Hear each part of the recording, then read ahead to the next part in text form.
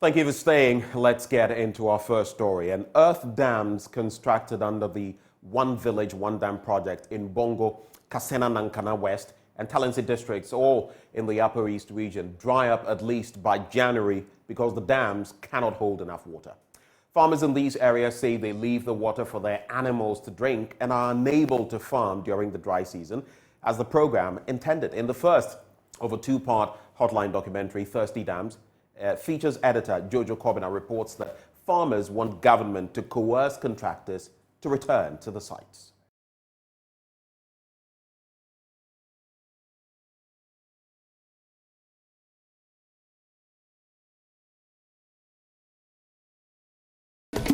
Water to the northerner is like blood. When we have water, we can do a lot of things for ourselves. And without it, unemployment, poverty, and famine. To escape, many young people travel down south for supposed greener pastures. The NPP government provided a solution: one village, one dam. The then candidates and then the running mates visited a chief in one of these villages and met the women digging the ground with their bare hands for water. So when they saw that, they said, well, when we come to power, we will provide you with water that can be better than what you are using your bare hands to construct. And that is how come the promise of one village, one dam. I'm saying every village, one dam. One village, one dam. You know?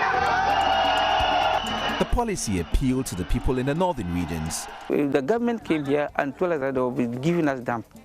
And our people assured them that if they give them dam, they also let them laugh.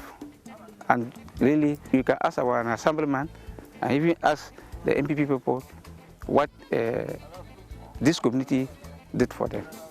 They voted massively for them.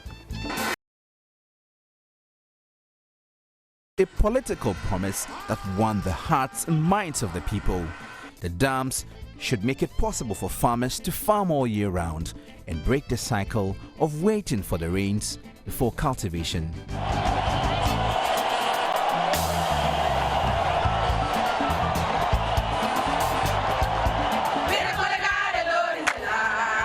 It was the reason why the people of Bongo sang and danced till they became drenched in sweat. When the president cut salt for the implementation of the project.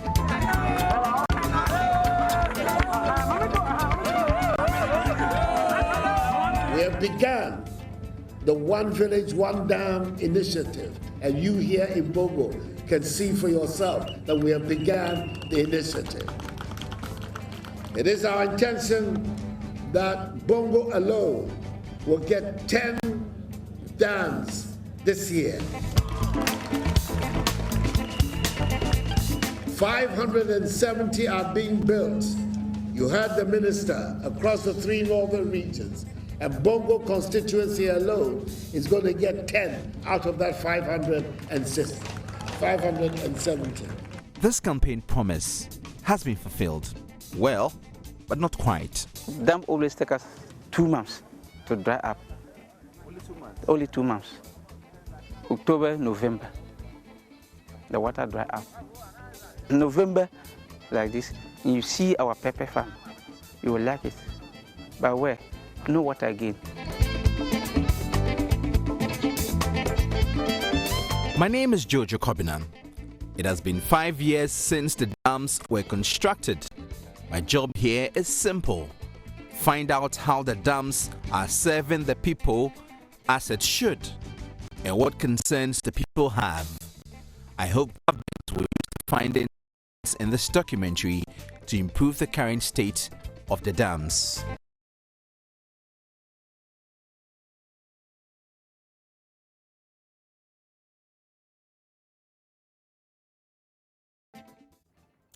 Well, on from there, the Defense Ministry says it is working to make Ghana an unattractive location for suspected terrorists trooping in from neighboring Burkina Faso, Cote d'Ivoire, and Togo.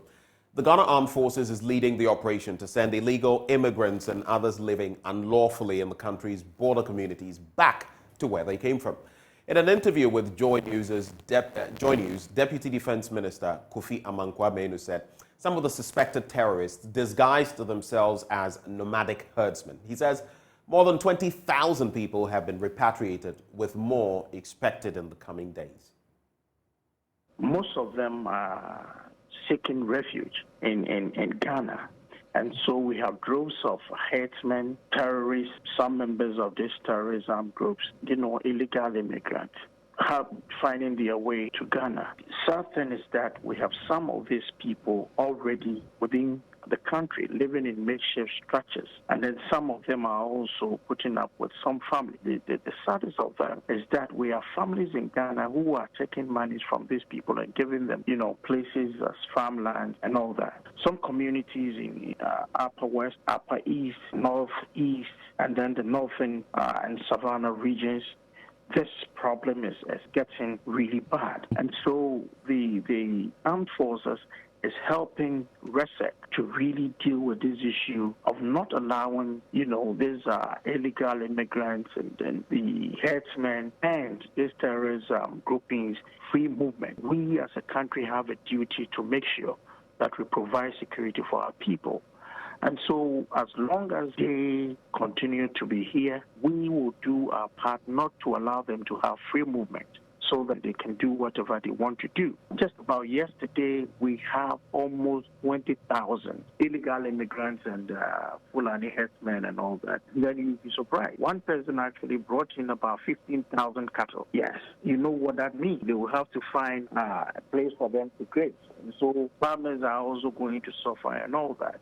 It is the duty of the Ghana Armed Forces and RESEC to provide security for our Ghanaians, and that we will do, no matter what it takes, we will do to really protect our citizenry. I must also plead with our people living in these communities to, as it were in Ghana, they say shine your eye. And so the call to really report everything you see and everything you hear, it's more important now than ever.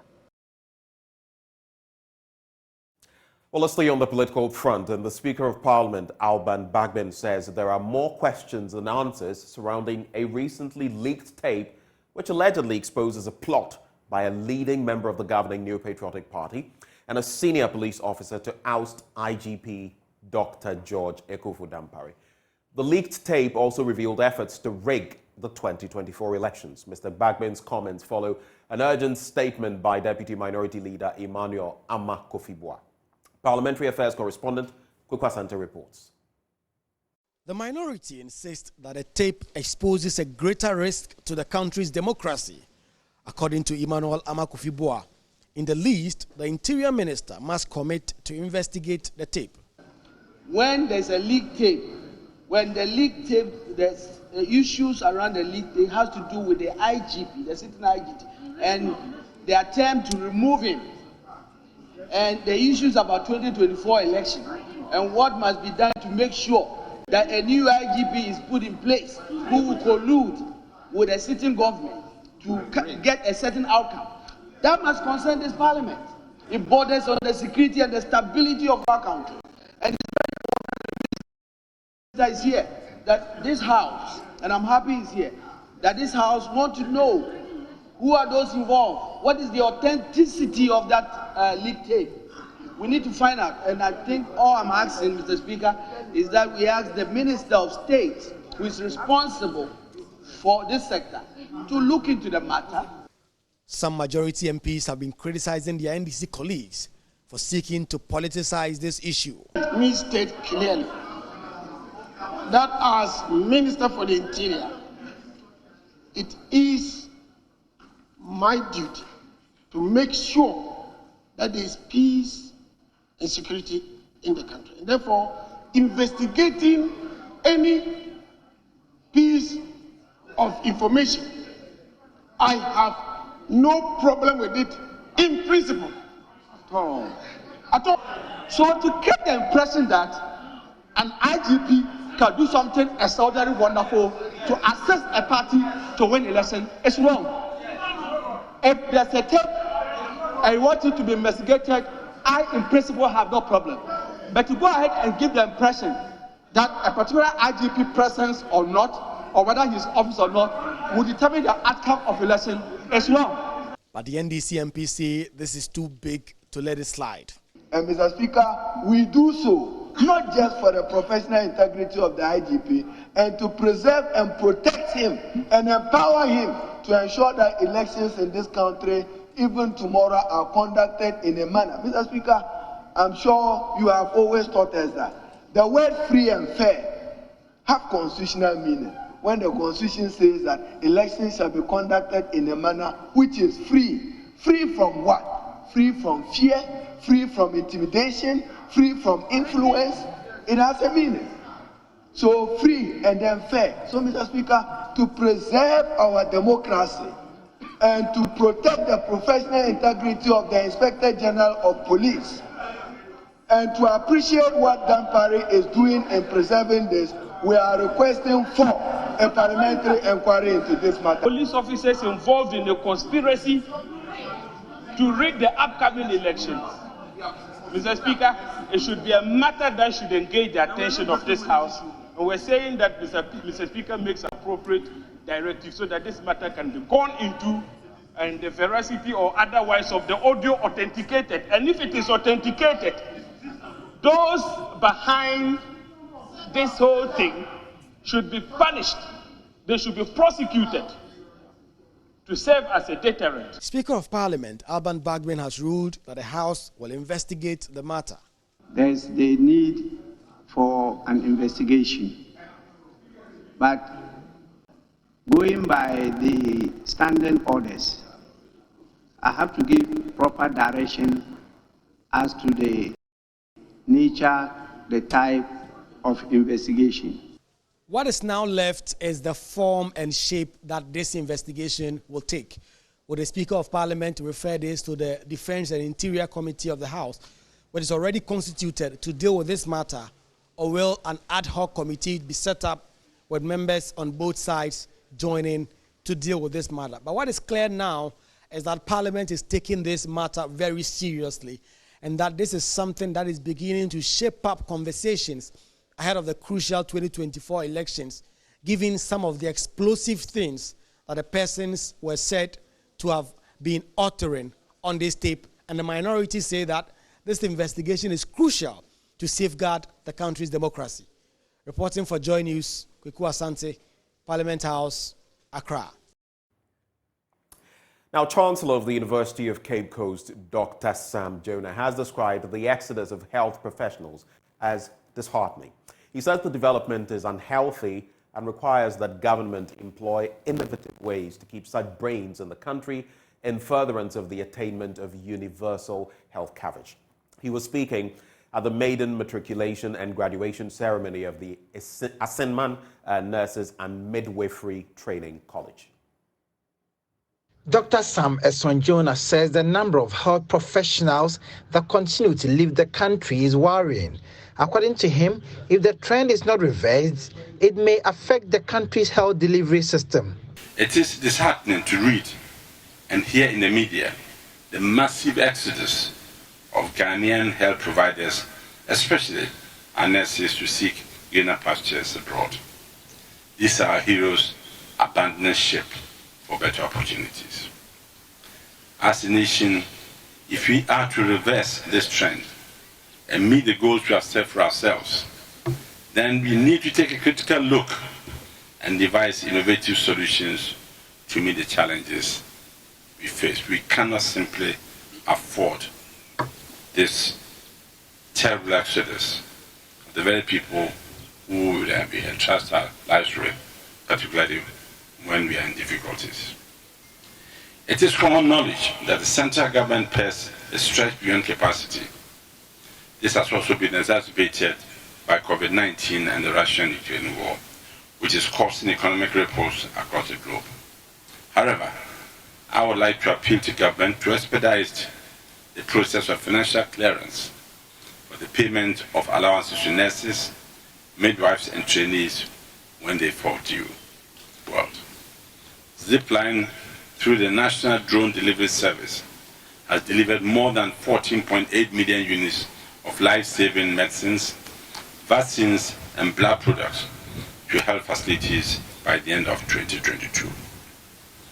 Whilst this feat is commendable, I would like to appeal to the government to expand on the use of telemedicine facilities to enable us to do the enviable gains.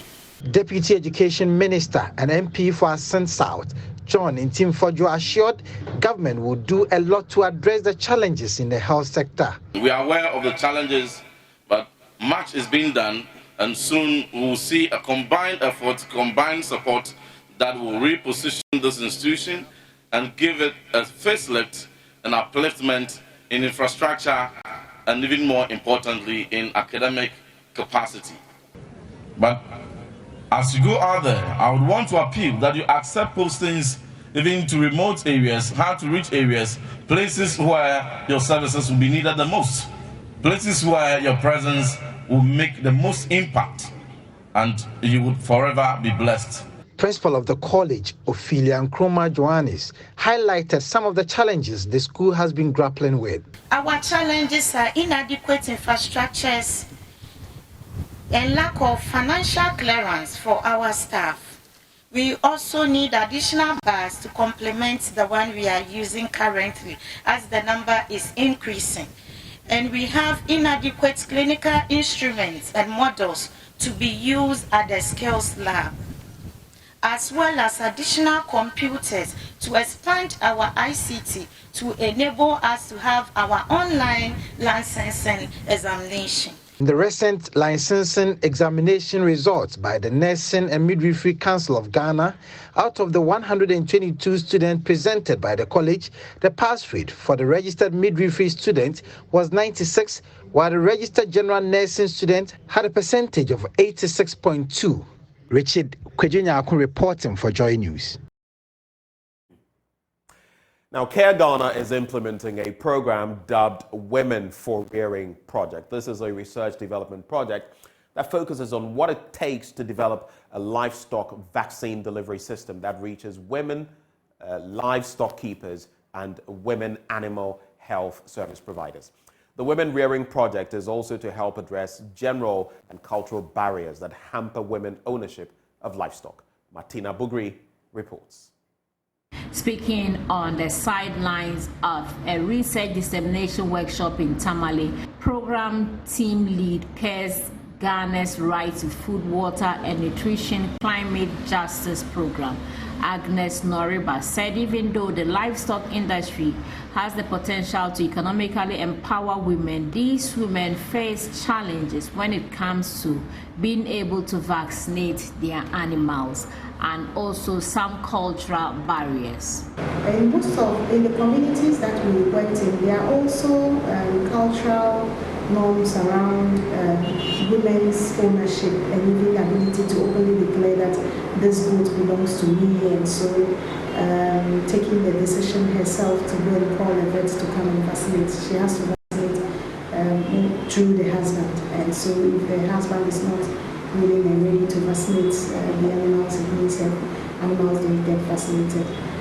The women too are usually unable to sell the animals by themselves. So if she has a goat or chicken that she wants to sell, she has to do that through the husband or another member of the family or community using her. And so this limits the control she has over whatever income is made from the sale. Deputy Director at the Ministry of Agriculture, Abdul Razak Okan, said there was improvement in women access to vaccines since the start of the Women for Rearing project 2 years ago.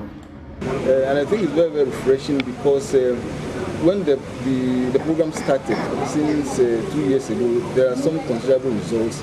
There are improvements, especially some improvements in the way women have access to vaccines, such as the new cancer. They are not allowed to actually access them and even treat the animals.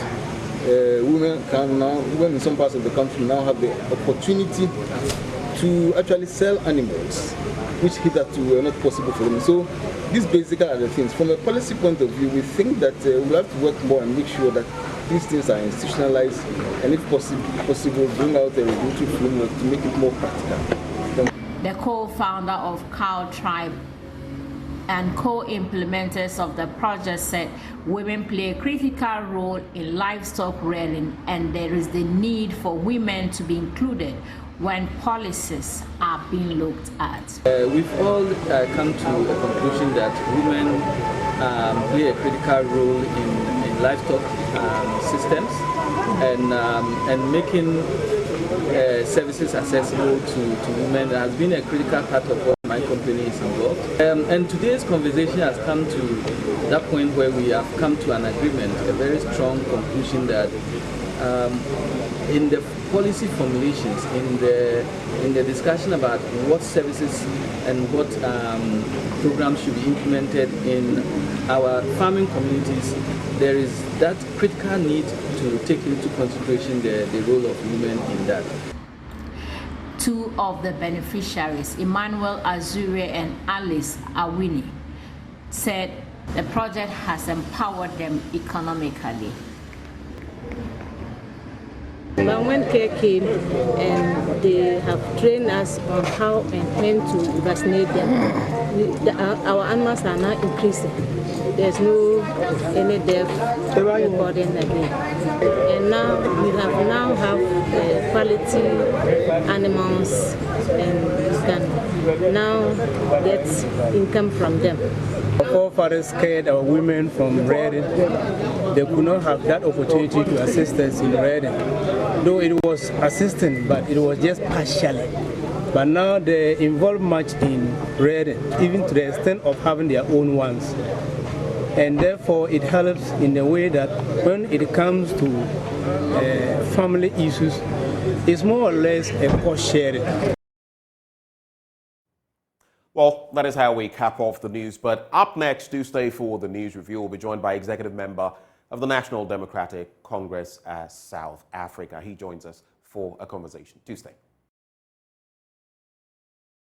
Welcome back on the AM show. We get into the news review now. I'll be introducing my guest shortly, but you know, this segment is supported by Endpoint Homeopathic Clinic, and they're offering you, if you're a man, prostate screening gratis for free. If you're a woman, fertility screening. So do you know the status of your prostate? Do you know how healthy or unhealthy it is? Do you know whether there's anything malignant going on there? You should, especially if you've crossed 30 years old. Now, you don't wait till you're 50. If you've crossed 30, get yourself checked. And for a woman, do you know your fertility status? That is why I encourage you to make tracks to Endpoint Homeopathic Clinic. Now, here's where you can locate them. Here in Accra at Spintex opposite the Shell signboard. Again, you can locate them in the Greater Accra region in Tema Community 22. Then there's Kumase, Kronomabwe here behind the Angel Educational Complex. There's Takrady Anaji Estate, and there's Tichiman Hanswa and Nzima as well. It's Siama Nzima. If you'd like to call them, the numbers are 0244 867 068 or 0274 234 321.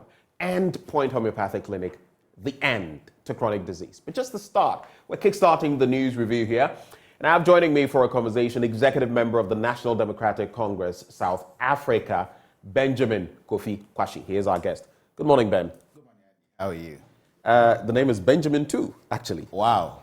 Nice meeting your name. So it's Benjamin and Benjamin on the news review. But I'm not surprised you mentioned Andy. A lot of people mistake me for my good brother, Andy Dosty. Wow. Benjamin. In-house, they call me Benny Dosty. Very wrong. So I'm not wrong after all. You're not wrong after all. So it's good to have you in the studio. Just tell me, South Africa, what basically took you there? Nowadays, there's so much talk about brain drain, people migrating to other parts of the world, all for certain reasons. You've heard about our nurses and all of that. Yeah. What took you to South Africa? I think it's just a matter of creating the conducive atmosphere for business people, not only business people who want to be entrepreneurs, to be able to work and work properly. I think our systems are lacking, and measures will have to be put in place, especially if you don't want to experience those brain drains. If we make the environment so conducive, I think that people like me will always want to come back home and help grow the economy. So yes, the brain drain is a problem, we admit, but if the systems are not there to enable us work and work properly as individuals, we would continue to seek greener pastures elsewhere. Well, I guess that will be our reality. Let's quickly get into the papers and a number of matters to look at. The Daily Graphic, that's where I'll start. It says Kolebu team performs first kidney transplant. Congratulations to them. I heard some very good things about the University of Ghana Medical Center, and someone is putting together a piece about the top-notch experience he had there, and hopefully we'll share that as well. Hospitals no be then Parliament legalizes in quote, okay, cultivation for medicinal use. There's so much to this, so don't take it as is legalized or has been legalized in Ghana. That's not what it means. Then 422 busted for engaging in illegal digital lending.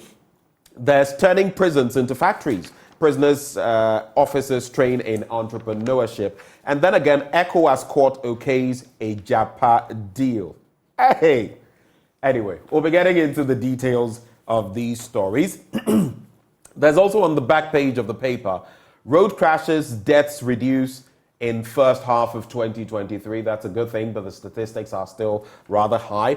And a ban on movement of ruminants lifted in Upper East. You remember the concerns in respect of anthrax. So let's get into the major stories. The ECOWAS Community Court of Justice has thrown out a suit against the government of Ghana challenging the propriety of a gold royalties monetization transaction arrangement popularly referred to as the Ejapa deal. Fittingly, huh?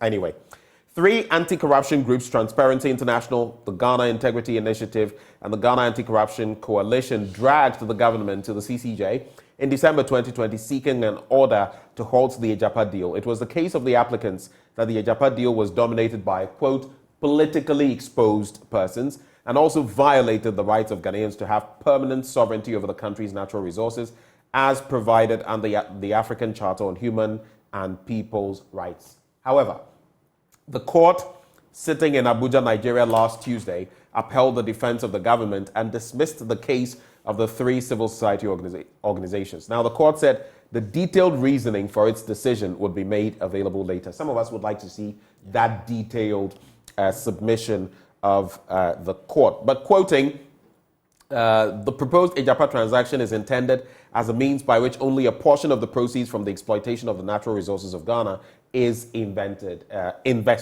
That is the government in its defense. But in country, we still will continue with this debate. Your quick thoughts on this matter? Benjamin, I am a bit surprised that we're still talking about Ejapa. And I feel that the sensibilities of the Ghanaian people should not be taken for granted.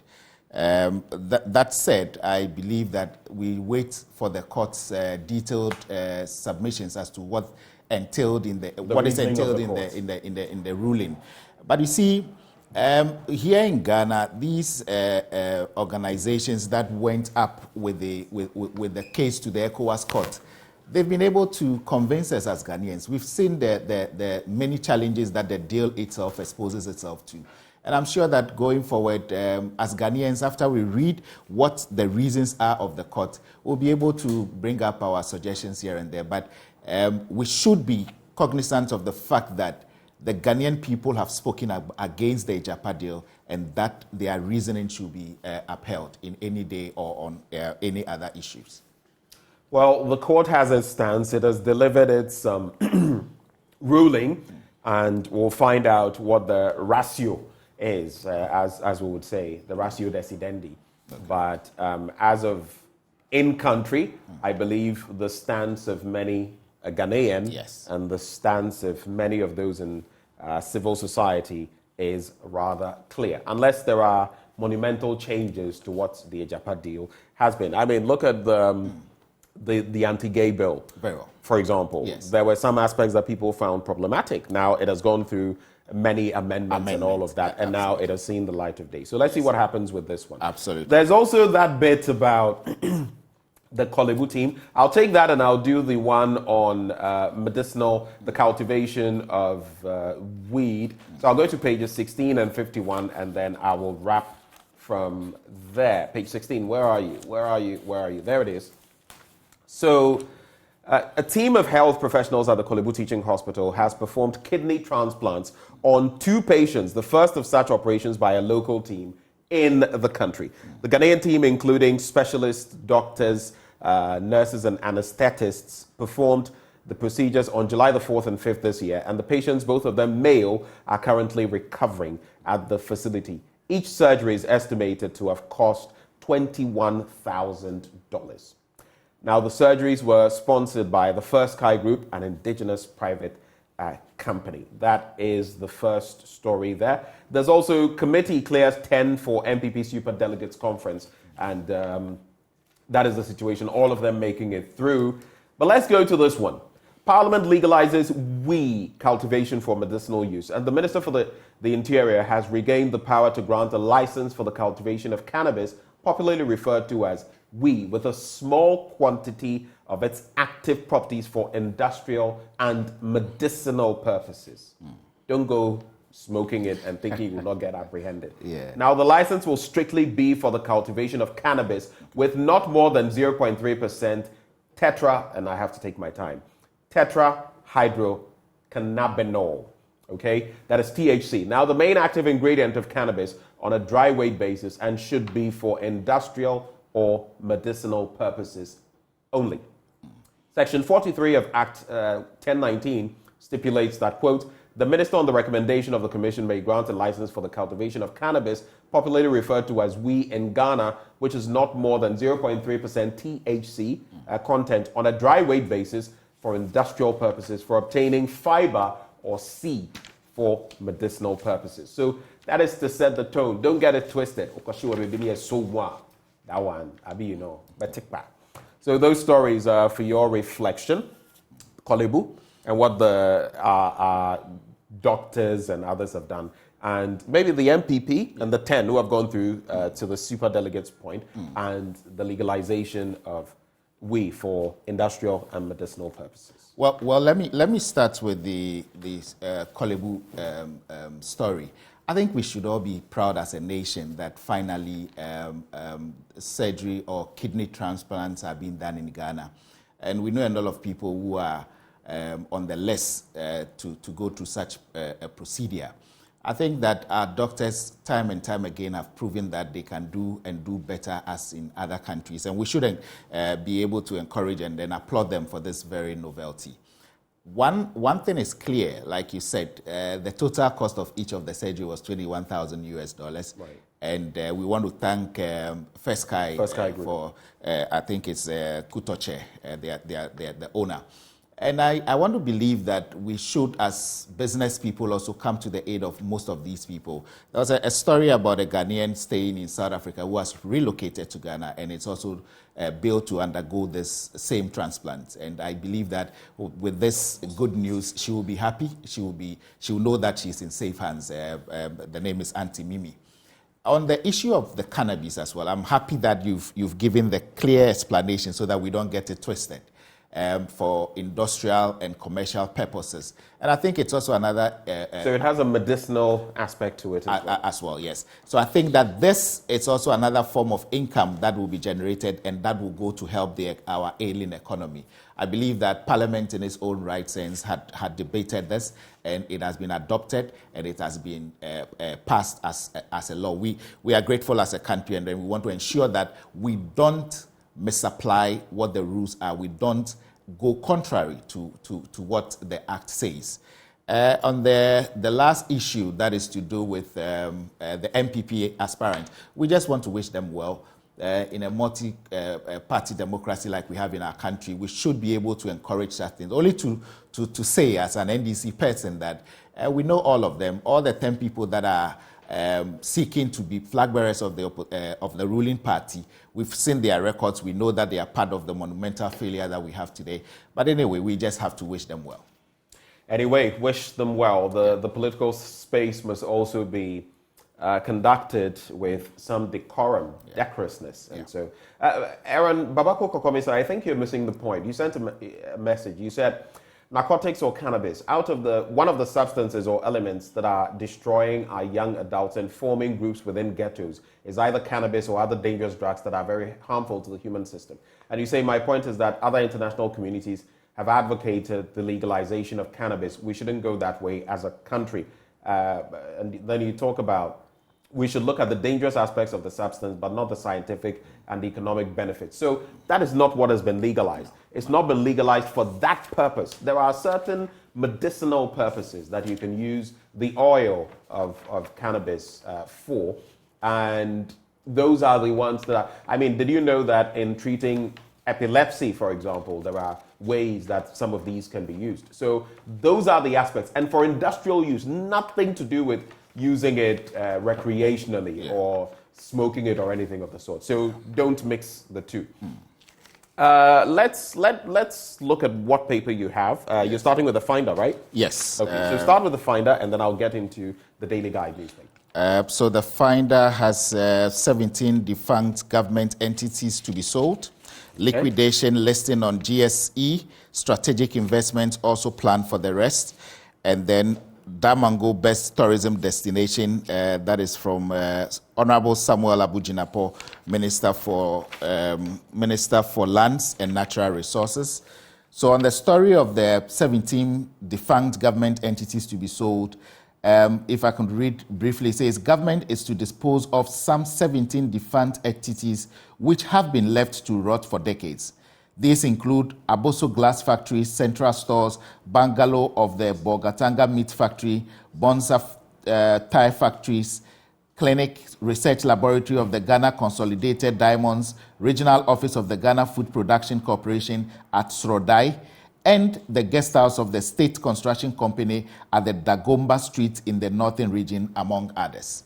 So, so the story basically talks about government trying to ensure that these entities are sold so that they are able to be revamped to help the Ghanaian economy. So interesting story there. Any others you want to get? Yes, and then on page maybe we can take 4. the story on inflation. Yes, on page, yes. Also it's also on the page 4. It says that inflation for June rises to 42.5%. And this is the year-on inflation for the month of June 2023, standing at 42.5, according to the Ghana Statistical Service on Wednesday. And I think this actually it's not a good news, but as a country... I mean, over the last 2 months, we've seen an upward trajectory, which is a bit worrying because very it's been decreasing, and all of a sudden we're seeing it goes up. Yes. Some turbulence as far as that is concerned. On that same page 4, it says, Minority appeals to Bank of Ghana to submit its report to Parliament. And this story is attributed to the Honorable Isaac Adongo, the ranking member on finance for the NDC. Now, it says that the Minority National Democratic Congress has appealed to the Bank of Ghana to comply with its own act by submitting its financial statement report to Parliament. And I think that this story it's something that as Ghanaians we should take serious, because this is Bank of Ghana applying sanctions just recently against 2 banks, First National Bank and then Fidelity Bank. So if they are enforcing the regulations with them, I think that they should also be made to be compliant, because they are supposed to present their report to Parliament. And I think that is another story. So what is good for the goose is good for the gander. Absolutely. If the regulator is regulating, then the regulator must also be regulated. All right. I think that is just fair to say. Yes. Let's get into the Daily Guide newspaper now. ECOWAS court dismisses a Japa deal suit. We've already looked at that story. NPP clears 10 for Flagbearer race. We've looked at that as well. Over 400 illegal online loan operators arrested. I'll be getting into that. And there are a lot of these online outfits. Be careful. Be careful which ones you deal with. Opuni dashes to Supreme Court again. Aren't we becoming tired of this story already? And then Article 97 haunts NDC MPs. On the back page, some sporting news. Al Ahly dangle 100 million euros before, guess who? Paul Pogba. And then Kane keen on Bayern move. Nice way. Kane keen on Bayern move. He's desperate to leave, but it doesn't look as though Tottenham Hotspur are keen on letting him go. Lionel Messi lands in U.S. for Miami unveiling, and drafts, or as we'll say, draft federation set for African tourney. Let's get into the paper. Look at page 6 of the paper and what news it has there. So, members of parliament from the opposition NDC have expressed concern that they may become victims under Article 97(1)(c) of the Constitution for their continuous boycott of proceedings in favor of Asin North MP James Jachikwason if Parliament declares them absent. Now, Article 97(1)(c) of the 1992 Constitution says, and this has come up because the Speaker of Parliament had something to say about this yesterday. It says, a member of Parliament shall vacate his seat in Parliament if he or she is absent without the permission in writing of the Speaker, and he is unable to offer a reasonable explanation to the Parliamentary Committee of Privileges from 15 sittings of a meeting of Parliament during any period that Parliament is summoned to meet and continues to meet. That was the same thing that was used against Adwoa Safo, Member of Parliament for Osae-Kwapong, among others. She's still at post, though, I mean, these issues came up. So how is that going to pan out? We'll be finding out.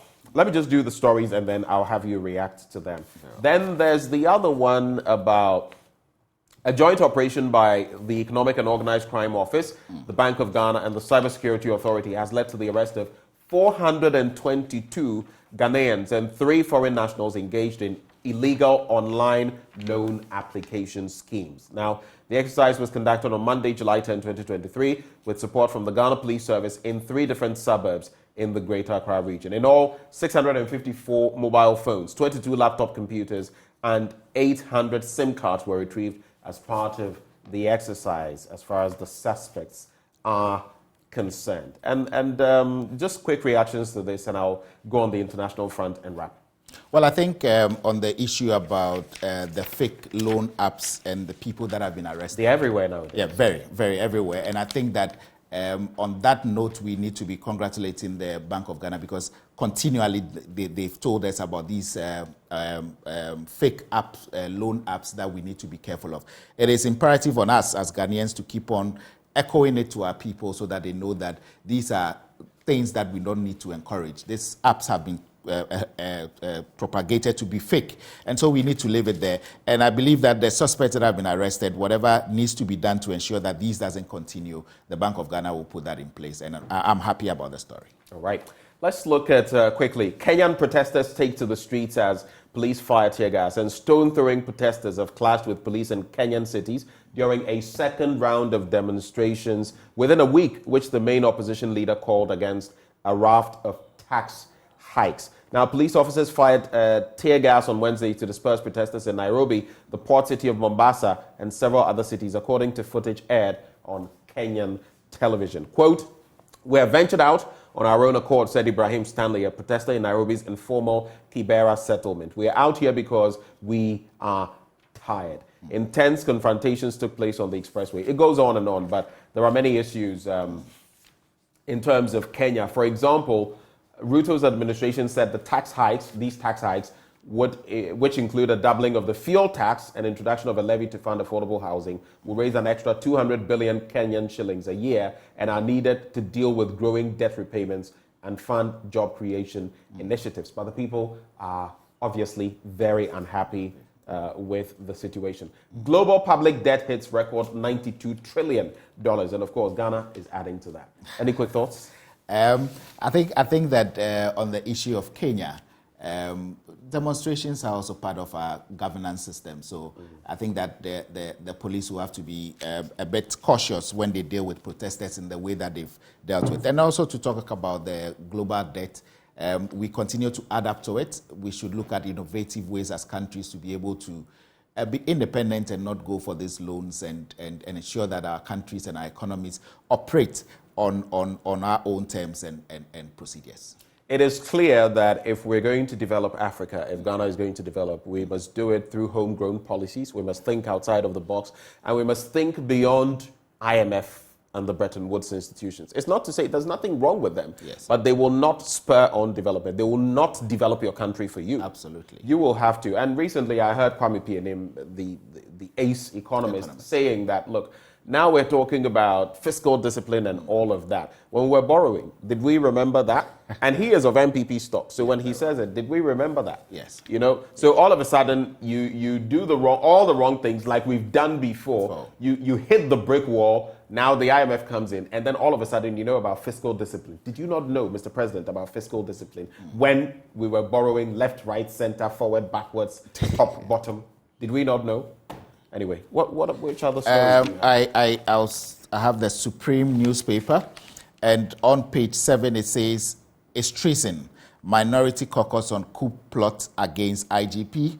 That is on page 7. And then on page 6, court dismisses Jussie Kweson's application for stay of proceedings. My government will have only 54 ministers, Kwabena Ejepong promises.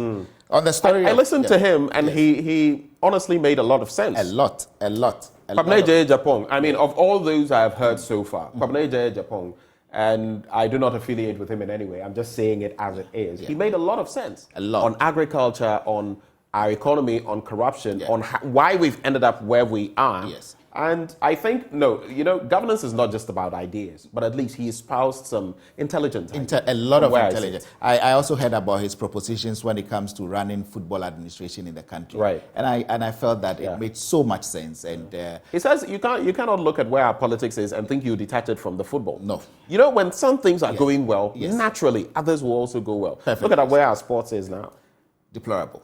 Deplorable. And I think that... But let's not forget our women. Our women are doing very well. Very well, yes. The women, I keep saying that I don't understand why we are not operating like in the US, where what the male teams get is what the female teams get. Our female teams consistently have been doing well. Look at the Hazakes ladies placing second in that maiden CAF championship. Look at, is it the Black Princesses or Black whatever? Recently, what they went and did, winning the Wafu thing. Yes. And we don't give them enough credit. The men... I'm not saying they do nothing, but when was the last time they won any trophy? Yet we keep pumping the money there. Let's invest in the women as well. Yes. I believe that Ket is listening, and Ket will do the right thing. Hopefully. We've marginalized the women for too long. Very well. Good. Some of your fans are watching. Benji Ojan says, watching live, the Jagaban himself flying the NDC SA flag high. He says, thanks, Mr. BKQ. Then there's Wilbertina, who says, women's organizer, watching you live from South Africa. There's also, James Oforiapia, who's also watching. He says he's a branch organizer. But they will turn back, Yusuf says, they'll turn and purchase these entities in their names instead of revamping them for the state. NPP is diabolical, you say. I think it's about the state-owned enterprises you spoke about. Absolutely. So we have to go, but let me just leave you with these headlines. Over 400 persons arrested. We've already done that story. S&Ls seeking additional funding sources amid rising costs. June inflation rises marginally to 42.5%. And restructuring cocoa bills, local banks push for favorable terms. Before we go, I would like to salute someone, a fantastic human being, a friend all the way in Tennessee, Wallace Nana Kofi Hudson, and he's a Friday born, so we gave him Nana Kofi. You're a wonderful, cheery, kind, humorous, and very lively person. On this day, I wish you plentiful blessings from God, and I must say that your age looks so good on you. You don't look your age. I don't want to mention your age, but happy birthday, Wallace Nana Kofi Hudson. Cheers to another major milestone. Greetings to you. Any final words? Just to say that when I entered, you spoke about why there's this brain drain thing. And I believe that if our policymakers are listening, if government is listening, we should be able to grow our businessmen and women in this country. We should do everything possible to ensure that the environments are conducive so that people that are exited Ghana looking for greener pastures will realize that the greener pastures are here and they will come back and help develop our country. Lucy and Sam Lexus also watching all the way from South Africa. Thank you for doing the watching. And we've done this morning together with executive member of the NDC South Africa, Benjamin Kofi Kwashi. He has been our guest.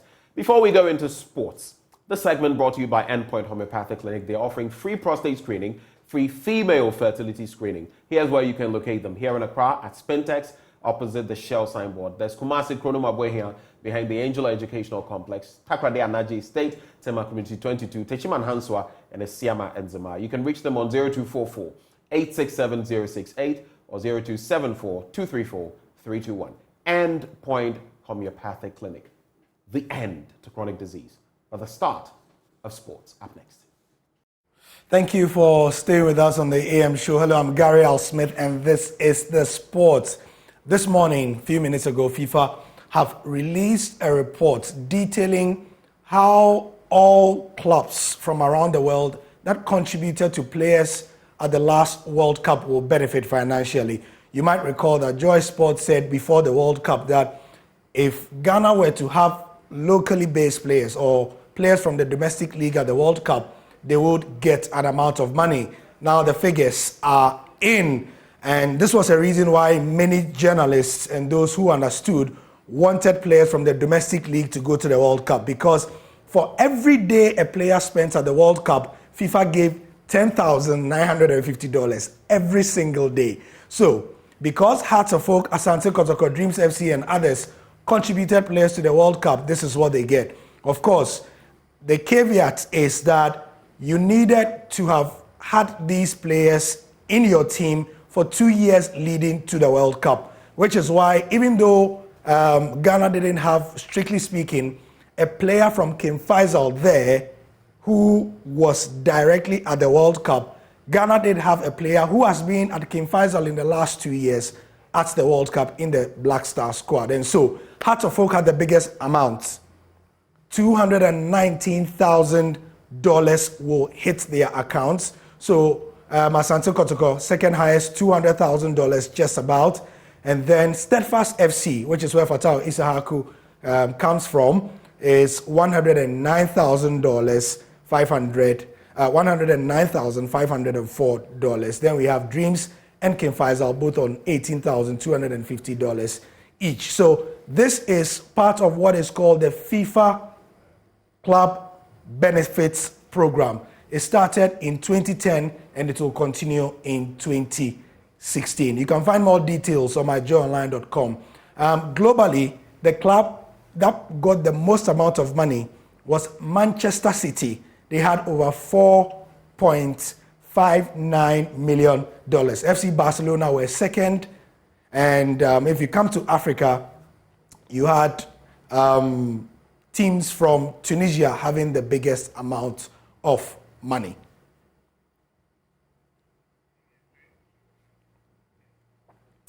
Right, yesterday, for Ghana to qualify for more World Cups and to get more money like this, the Ghana Football Association launched the National Football Philosophy, which is essentially will ensure a distinct style of play as well as coaching. But the initiative could take a while before results will begin to reflect in the performances of the various national teams. Michelle Quaidon has the rest of the story. Nowadays, you don't teach football through formations. You teach football through principles. You have principles for an individual player, you have principles for group tactic, you have principles when you are with the ball, when you are without the ball, and you can adapt this to different formations. It's not anymore like this, that Ghana must play the next 20 years also a 4-4-2. It's not like this. Like I mentioned today, there are teams, they change their formation in one match 3 times. So what you want to do as an opponent, if you don't have this knowledge about your opponent, if you play always the same style, you are very easy to, how you call this, to predict. So we wrote this DNA based on principles and not based on formations. So that was the GFA's technical director, Bernard Lepet. When France introduced Clairefontaine in 1988, there was that clear idea to ensure that they are not training football systems, but rather their philosophy was intended at producing the right players in certain positions, in right areas. Unlike Spain's system, you can look at La Masia, which is intended at producing a particular style of football, a particular style of play, which is popularly known as the tiki-taka. When the GFA president was given his speech, he indicated that they've gone through Ghana's systems from agro-football to the multi-system, which have been used years ago to bring forth this national football philosophy. Your agro has been taken into consideration, your multi-system has been taken into consideration, and here we are today with the best gift to the Ghanaian game, the Ghanaian football philosophy, the DNA. Oh, actually not even speak on dates. I would rather be speaking about the mindset. You know, you gave me an antecedent of what various countries did over the years. They accepted that there's a new way of life. They accepted that they need to do something deliberate. They need to be very consistent and they need to be very patient. Now, in Africa, what we are lacking is that we are talking, but we are not being very deliberate. We need to be deliberate, and today is the beginning of how to become very deliberate. So you need to do something very, very different, and that is the deliberation. It tells you that you need to begin to see something, and you need to be aligned with it. Everyone around the industry need to be aligned with it. Administrators, stakeholders, all the stakeholders that you can talk about. You're linking the age cohort to the sport, and obviously you will get the best out of a younger age in relation to the sport. But more importantly, I think that getting our DNA defined is a very important step. We just got the document. We would want to understand what's in the document. They call it a technical document. It's been 2 years running and they've done their own research. I believe it will be connected to schools. You can't do this. Look at the age brackets they defined. Under 11, under 15, and so obviously it's the school-going age, so it's going to be connected. And don't forget that now we have a lot of private schools, so it's quite a task. It's unlike in the past where you could easily walk into any public secondary school and say, yeah, a lot of our talented kids are also in private schools. So it's more of a holistic approach. For the fruits of this labor, which has been in the pipeline for 2 years now, it's only time which is going to tell how well this structure, this DNA is going to work, and how well it will bear fruits for the national team, especially the Black Stars, who have not been able to win anything in a very long time. From the Africa Trade Center, Osae-Kwapong for Joy Sports. My Joy Online has the stories of that we've given here and more. The 5 Ghanaian clubs to get more than 500K in player benefits is there. You can get the full breakdown and other stories. Do stay with us throughout the day for more. I'm Gary Al-Smith. The AM show continues. Welcome back on the AM show. We get into our big stories, but today I took a sip of water early, and that's why I'm going to be telling you about Awake Purified Drinking Water. It's purified water treated through a strict purification process to ensure that every bottle on the market refreshes you better. And guess what? They have the perfect sizes for everybody. If you're thinking of the kids, 330 milliliters for them, fitted into their little backpacks, and they are good to go. If you want more, 500 milliliters, 750 milliliters, and 1.5 liters for those who are heavy drinkers. But maybe like Kojo Poku and like maybe Dr. Osae-Kwapong, you're looking at something for your office or your home. You could go for their 19-liter jar bottles, and that will be ideal to suit your home or office purposes. So all you need to do now is stay awake with Awake Purified Drinking Water. Also remember, this is another quality product by the Casapreco Company Limited, and very heartwarming. For every bottle you make a purchase of, they make a donation to the National Cardiothoracic Center. You know, heart disease and how costly it is. Most people can't afford it. By purchasing Awake Purified Drinking Water, you give hope to the hopeless. This advert, of course, is FDA approved. And we get into our big stories. The very first one we're going to cut incisively into, as you can see right behind me. 10 aspirants of the NPP, the New Patriotic Party, what should have been the National Patriotic Party, the real name that was proffered, but there was a slip, and then it was made the New Patriotic Party. They have cleared 10 people to contest the flag-bearer race, if you like, of the party. The question is, where do they go from here?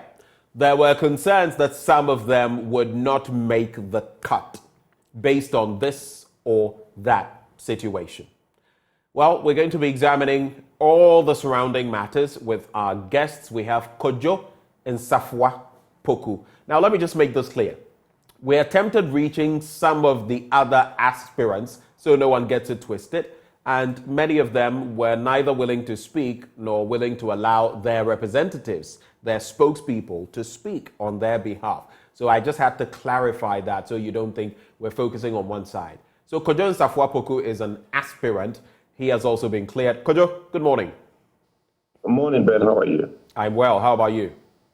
I'm very well. How is everything? As you can see, I'm back in Ashanti region, so I'm on the road trying to get some work done. Right. There's also Dr. John Osae-Kwapong. He's a CDD fellow. He also joins the conversation. Dr. Kwapong, a very good morning to you, sir. Good morning to you too. All right. So let me start with you, Kojo. You have been cleared, and I have heard you react to some of these matters before, but I'll rehash them. Some said you wouldn't make the cut, and you have said them yourself, that you wouldn't have the money to purchase forms, you wouldn't be able to file, you wouldn't get people to sign off for you, that you wouldn't, once the vetting stage gets there, you will not be able to answer the questions properly. You've made it through. There were similar concerns about other candidates as well. They have also made it through. Did it surprise you that all of you made it through? Not at all. I have always said, and I think the process, if you are part of the internal process, the vetting was not to shortlist anyone. The vetting was to just assess, because there is a qualifying criteria which anybody who is part of this has to now look and assess themselves if they qualify. And I think based on the qualifying criteria, the vetting committee had some very tough questions for everybody. But I think, look, you will not get this far if you don't think you can answer tough questions. You are trying to be leader of the nation and you are trying to lead the party. So I think I'm not surprised that we made it through, because the 10 people are people who can stand on their own in any case, in any form or weather. All right. Thank you for those initial comments, and thank you for making them so brief. Let me also bring into the conversation Richard Ahiagba. He is Director of Communications with the NPP. Richard, a very good morning to you. Hello, Mr. Ahiagba. Can you hear me? Good morning. Good morning. Can you hear me? I can hear you now, loud and clear. Your party has vetted and cleared 10 aspirants. The thinking was that some of them would fall by the way, like in that parable by Jesus in the Bible, where some seeds were scattered along the way and they were scorched. But they have all made it through. The question has been asked, though, about whether this was more about ensuring the stability, the unity of the party, and so letting the people go through, and whether everybody qualified on the basis of pure merit. What will you say? Yes, Evans, thank you very much. This is Benjamin you're interacting Benjamin, with. Interesting. You sound very much like Evans. Okay, well, thank you, Ben. What I would suggest, rather than the parable, is that all these 10 individuals were found to have qualified per our party constitution and the national constitution. You know, the vetting takes into account those primary considerations, whether or not the individual can go through as ultimately as a presidential candidate on the party's ticket. So they met, all of them have met that minimum threshold. And also the vetting committee's work is not to reduce the number necessarily, but is to vet, one, the suitability of the individuals, their vision, and their membership track record, if they're in good standing. And I think at the end of the vetting committee consideration, all 10 have met all those considerations. So I think that it's an exciting time for us, and it's a testament to the leadership of the party's commitment to ensure that there is an even playing field for all participants, so that the determination of who leads us is the prerogative of our party delegates, and I think that we're on track to achieving that. So I congratulate all 10 aspirants at this point, and I wish them well in the next stage that we're entering, I think, on the 26th of August, the party will be constituting a special delegate election to screen the numbers down to 5. In that process, what we're looking at is that the top 5 highest vote scorers will be the ones who are presented to the bigger Congress for our party delegates to choose to represent the party in the 2024 general election. I get the point you're making and purely reflective, but I have to ask, you know, all of this is coming up because some members of your own party had suggested that the vetting system would whittle down the numbers to likely 5. It's not external. It was actually internal. Some members of your party started with that rhetoric, and that was what got people thinking maybe the vetting committee would whittle down the numbers. So now that all of these gentlemen have qualified, what is next? They are going to interact with the Council of Elders, the super delegates will vote on them, and then what? Yeah, so as it were, so I agree with you. If that was speculation you're referring to from within, it shouldn't have to be the vetting committee's mandate to whittle down a number. Of course, if an individual is found not to meet the minimum requirement to be president or to represent our party, certainly that individual will be dropped. But as it stands, all of them have been found to be suitable going forward. The idea now is that now that all crossed the line, I think that they are out and about in the country canvassing among the special electoral college that will be coming together to elect to whittle down the number in the special electoral college. That includes the large every delegate in our books now, except the balance of polling station executives. They will not be part of that, and then the constituency executives, except the constituency chairman, regional executives, national executives, representatives from the wings of the party, representatives from our external branches, to be able to participate in the reps from the National Council, the regional representatives. And so it's a limited company. I think altogether about 900 college of electors will be in that pool to select the top 5. And I think that the candidates are now going around trying to appeal to them with their messages to ensure that they go through this first hurdle and then be presented in the November 4th Congress for consideration as the lead candidate or the aspirant, the flag bearer for the New Patriotic Party. So right now, what I understand the candidates are doing is appealing to this electoral college, special electoral college voters to consider them the most suitable for the position of flag bearer for the New Patriotic. So that is going to whittle the number down to 5? Yes. So yes, and this will be in August 26th. Specifically, this exercise will be conducted. Considerations are going back and forth on how the best way to organize it so it is efficient and it is done timely, so that there will be some more or less, if you like, agreement on how it can be done, so that everybody has confidence in it. So the considerations. There hasn't been anything set in stone. I'm pretty sure there will be, in a couple of days, National Council will consider the ultimate format to conduct the 26th August Electoral College election. My final bit to you, before you give any parting comments. The General Secretary of your party, Justin Frimpong-Kodia, has made mention of the fact that he expects these aspirants to comport themselves in a certain manner. What would your expectations be as a party in terms of how you expect these 10 to conduct themselves between now and November, when your party chooses a flag bearer? I mean, we've seen so many things.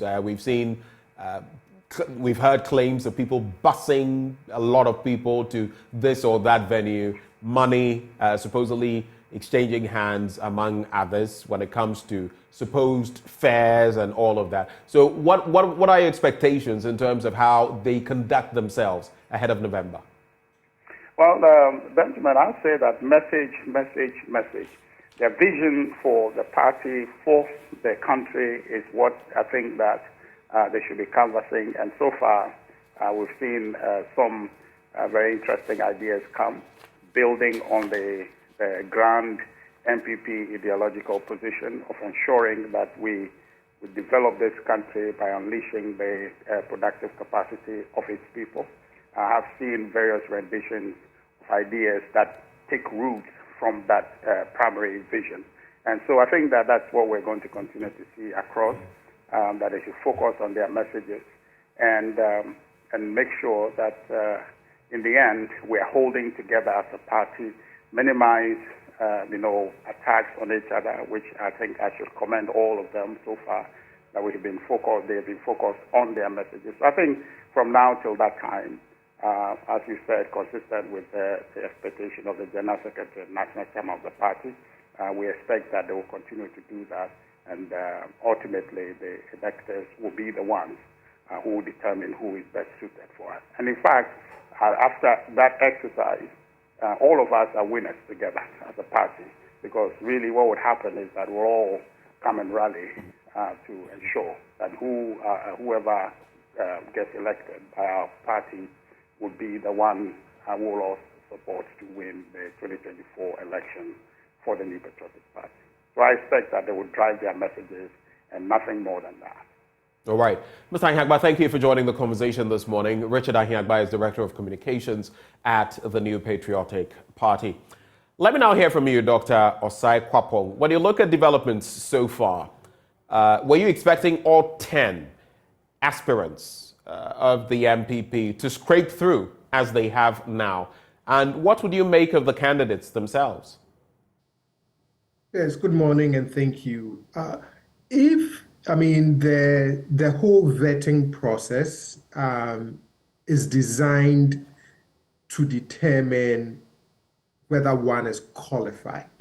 And there is a qualification criteria that the party has. So I'm not surprised that all of the 10 aspirants sailed through successfully, because I'm sure based on whatever criteria that the party has set and their nomination forms, ensuring that there were no issues with those nomination forms, the endorsement signatures that they all need for these nomination forms, etc., that once they were in compliance with all of those things, as well as in good standing with the party, of good character, etc., all of the things that the party deems as being important criteria to pass so that you can be cleared to run in their party's primary from Flagbearer. I'm sure all of them met it and were deemed qualified, and so I'm not terribly surprised that all of them made it through.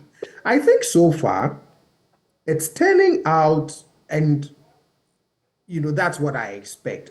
These internal intra-democracy activities tend to be very, very competitive. I've been following the races very, very closely, and it's interesting to see, where the candidates show up when, the different regions that they are visiting, all the public interactions with the various the delegates, looking at, crowd sizes and things like that. It promises to be an extremely competitive race.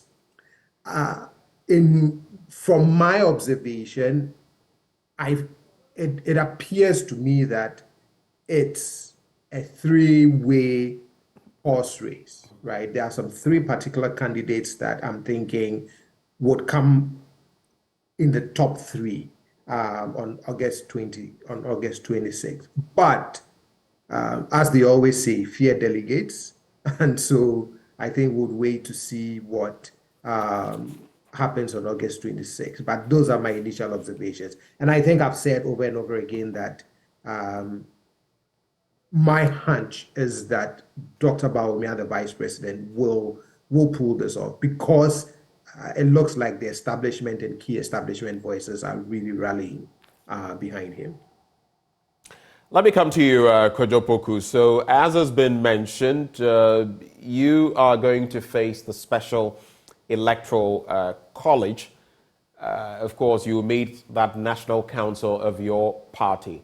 You pulled through the vetting stage. What are your expectations? What are you looking forward to as the process continues ahead of August the 6th?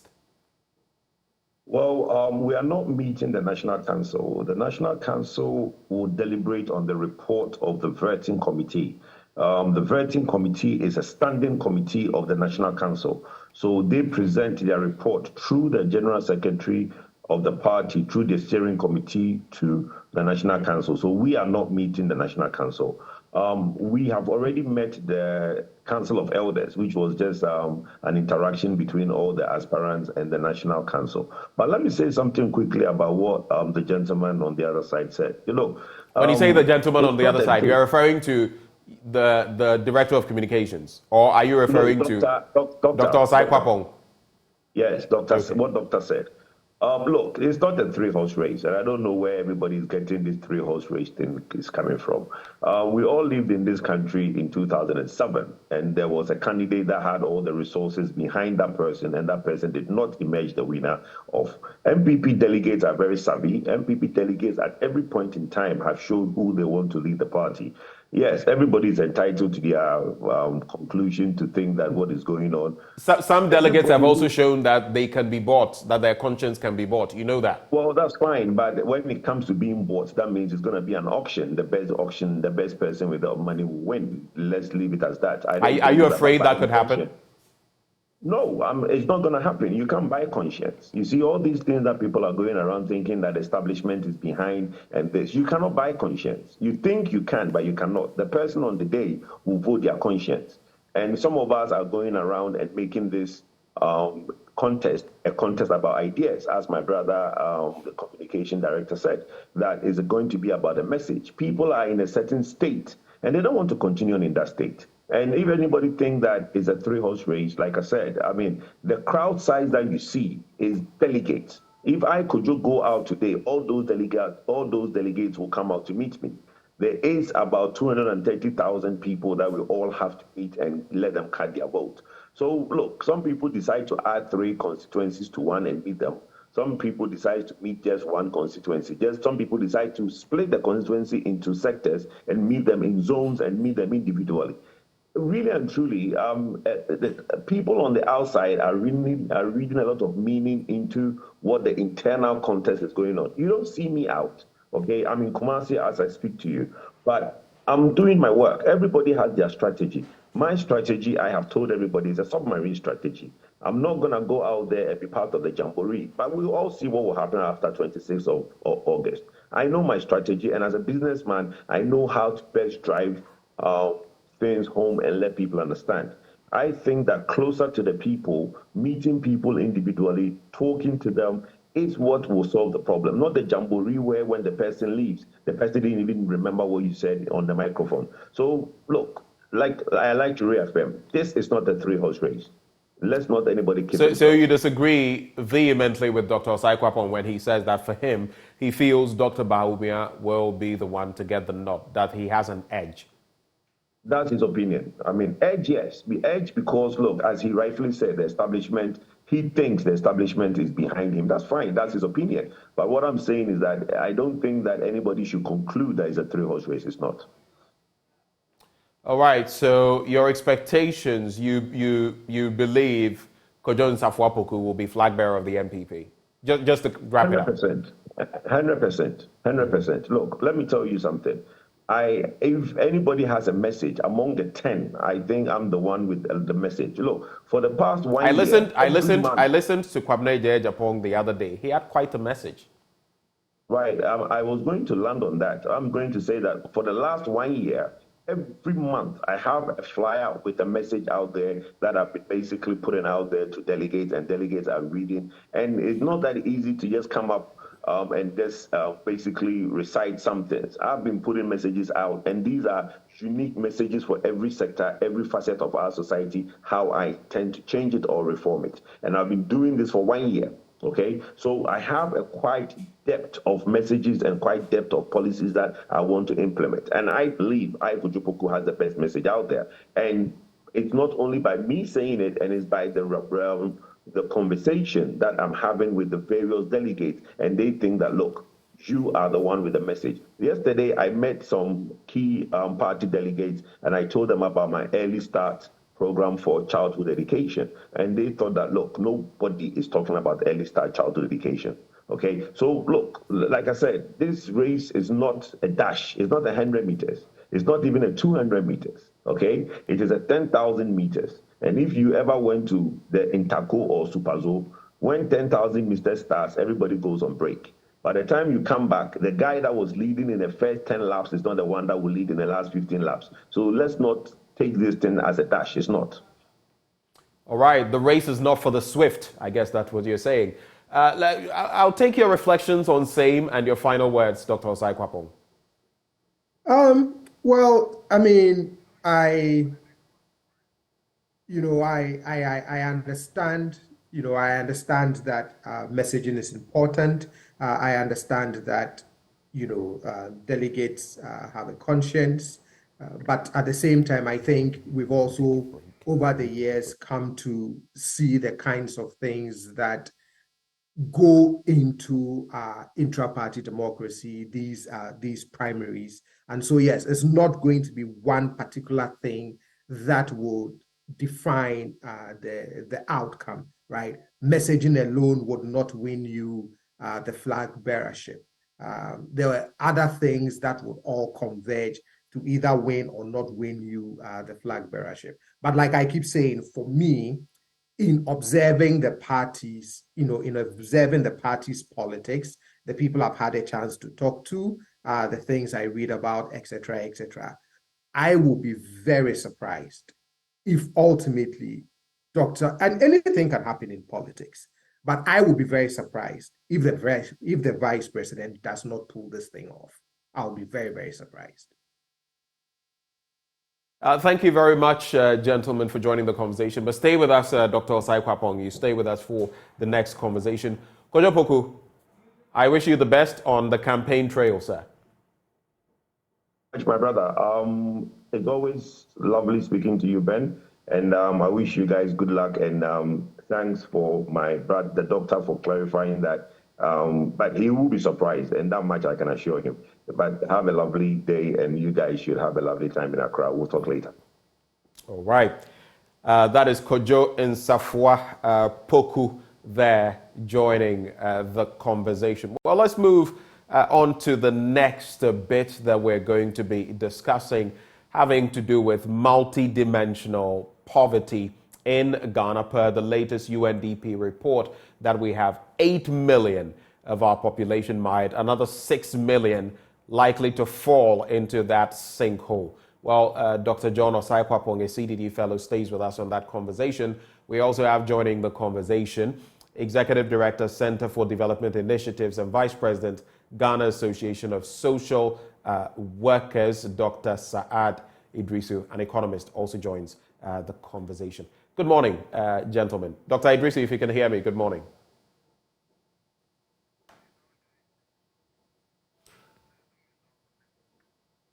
So let me start off with you, Dr. Osae-Kwapong, on this beat. I'm sure you've seen that latest, very troubling report, globally, of course, but when you narrow it down to our perspective and what it says about multidimensional poverty, what the Ghana Statistical Service has been saying about same, what is your reading of the situation? Yes, very, very, very, very challenging, especially too because one of the key goals of the whole Sustainable Development Goals really does focus on poverty and challenging countries to really strive towards reducing to a great extent the incidence of poverty. If you look at the regional breakdown, you do see that there's quite a heavy concentration of poverty, in the sub-Saharan African region. And then, of course, as you just mentioned, the numbers that are showing up for the incidence of poverty in a place like Ghana. Plus, the report also shows that one of the things or one of the ways in which poverty manifests itself is it's also a rural thing. So you find concentration of poverty more in the rural areas than you would in other areas. It doesn't mean that the urban areas do not have their own challenges with poverty as well. I think most of the time I've noticed that in conversations around poverty, we don't tend to talk much about the urban poor. And that's particularly because we tend to see high incidence of poverty in rural areas. We tend to not talk about the urban poor, but urban areas do also have their own challenges with poverty. I probed, further into the report just to look at the most recent year of data that has been used. And I noticed that for Ghana, for the three sources of data used, one is from 2011, one is from 2014, and another is from 2017, 2018. So there's a bit of a time lag in that. And so one of the things that I looked at was to also go to the Afrobarometer survey, because they have some questions on deprivation in 5 key areas: food, water, medical care, cooking fuel, and cash income. And so when you construct or the constructed lived poverty index from the Afrobarometer survey does show that we have about almost 9% who have high lived poverty, and another 25% who have moderate lived poverty, as per the most recent results. And then you see some changes over time. But the key red flag area from the Afrobarometer, when you measure poverty from the dimension of lack of cash income, is the biggest thing that we face. So those are my initial observations about the report. Now, if you look at the 8 million that have fallen into multidimensional poverty, you're looking at 25.9%, so roughly 26% of our population, because it's 25.97 per my calculations. So 26% of our population that supposedly has fallen into multidimensional poverty on different levels of the poverty scale or the scheme. Now, you also look, while you make mention of the references to 2011 and 2014, which are pretty far away, you would also realize that the Ghana Statistical Service itself, over the last many months, has also been speaking about multidimensional poverty on the back of COVID-19 and the Russo-Ukrainian war. What does this mean in real terms to you on the back of the economic crises that we have faced and the reality on the ground? Should we look at something beyond these numbers?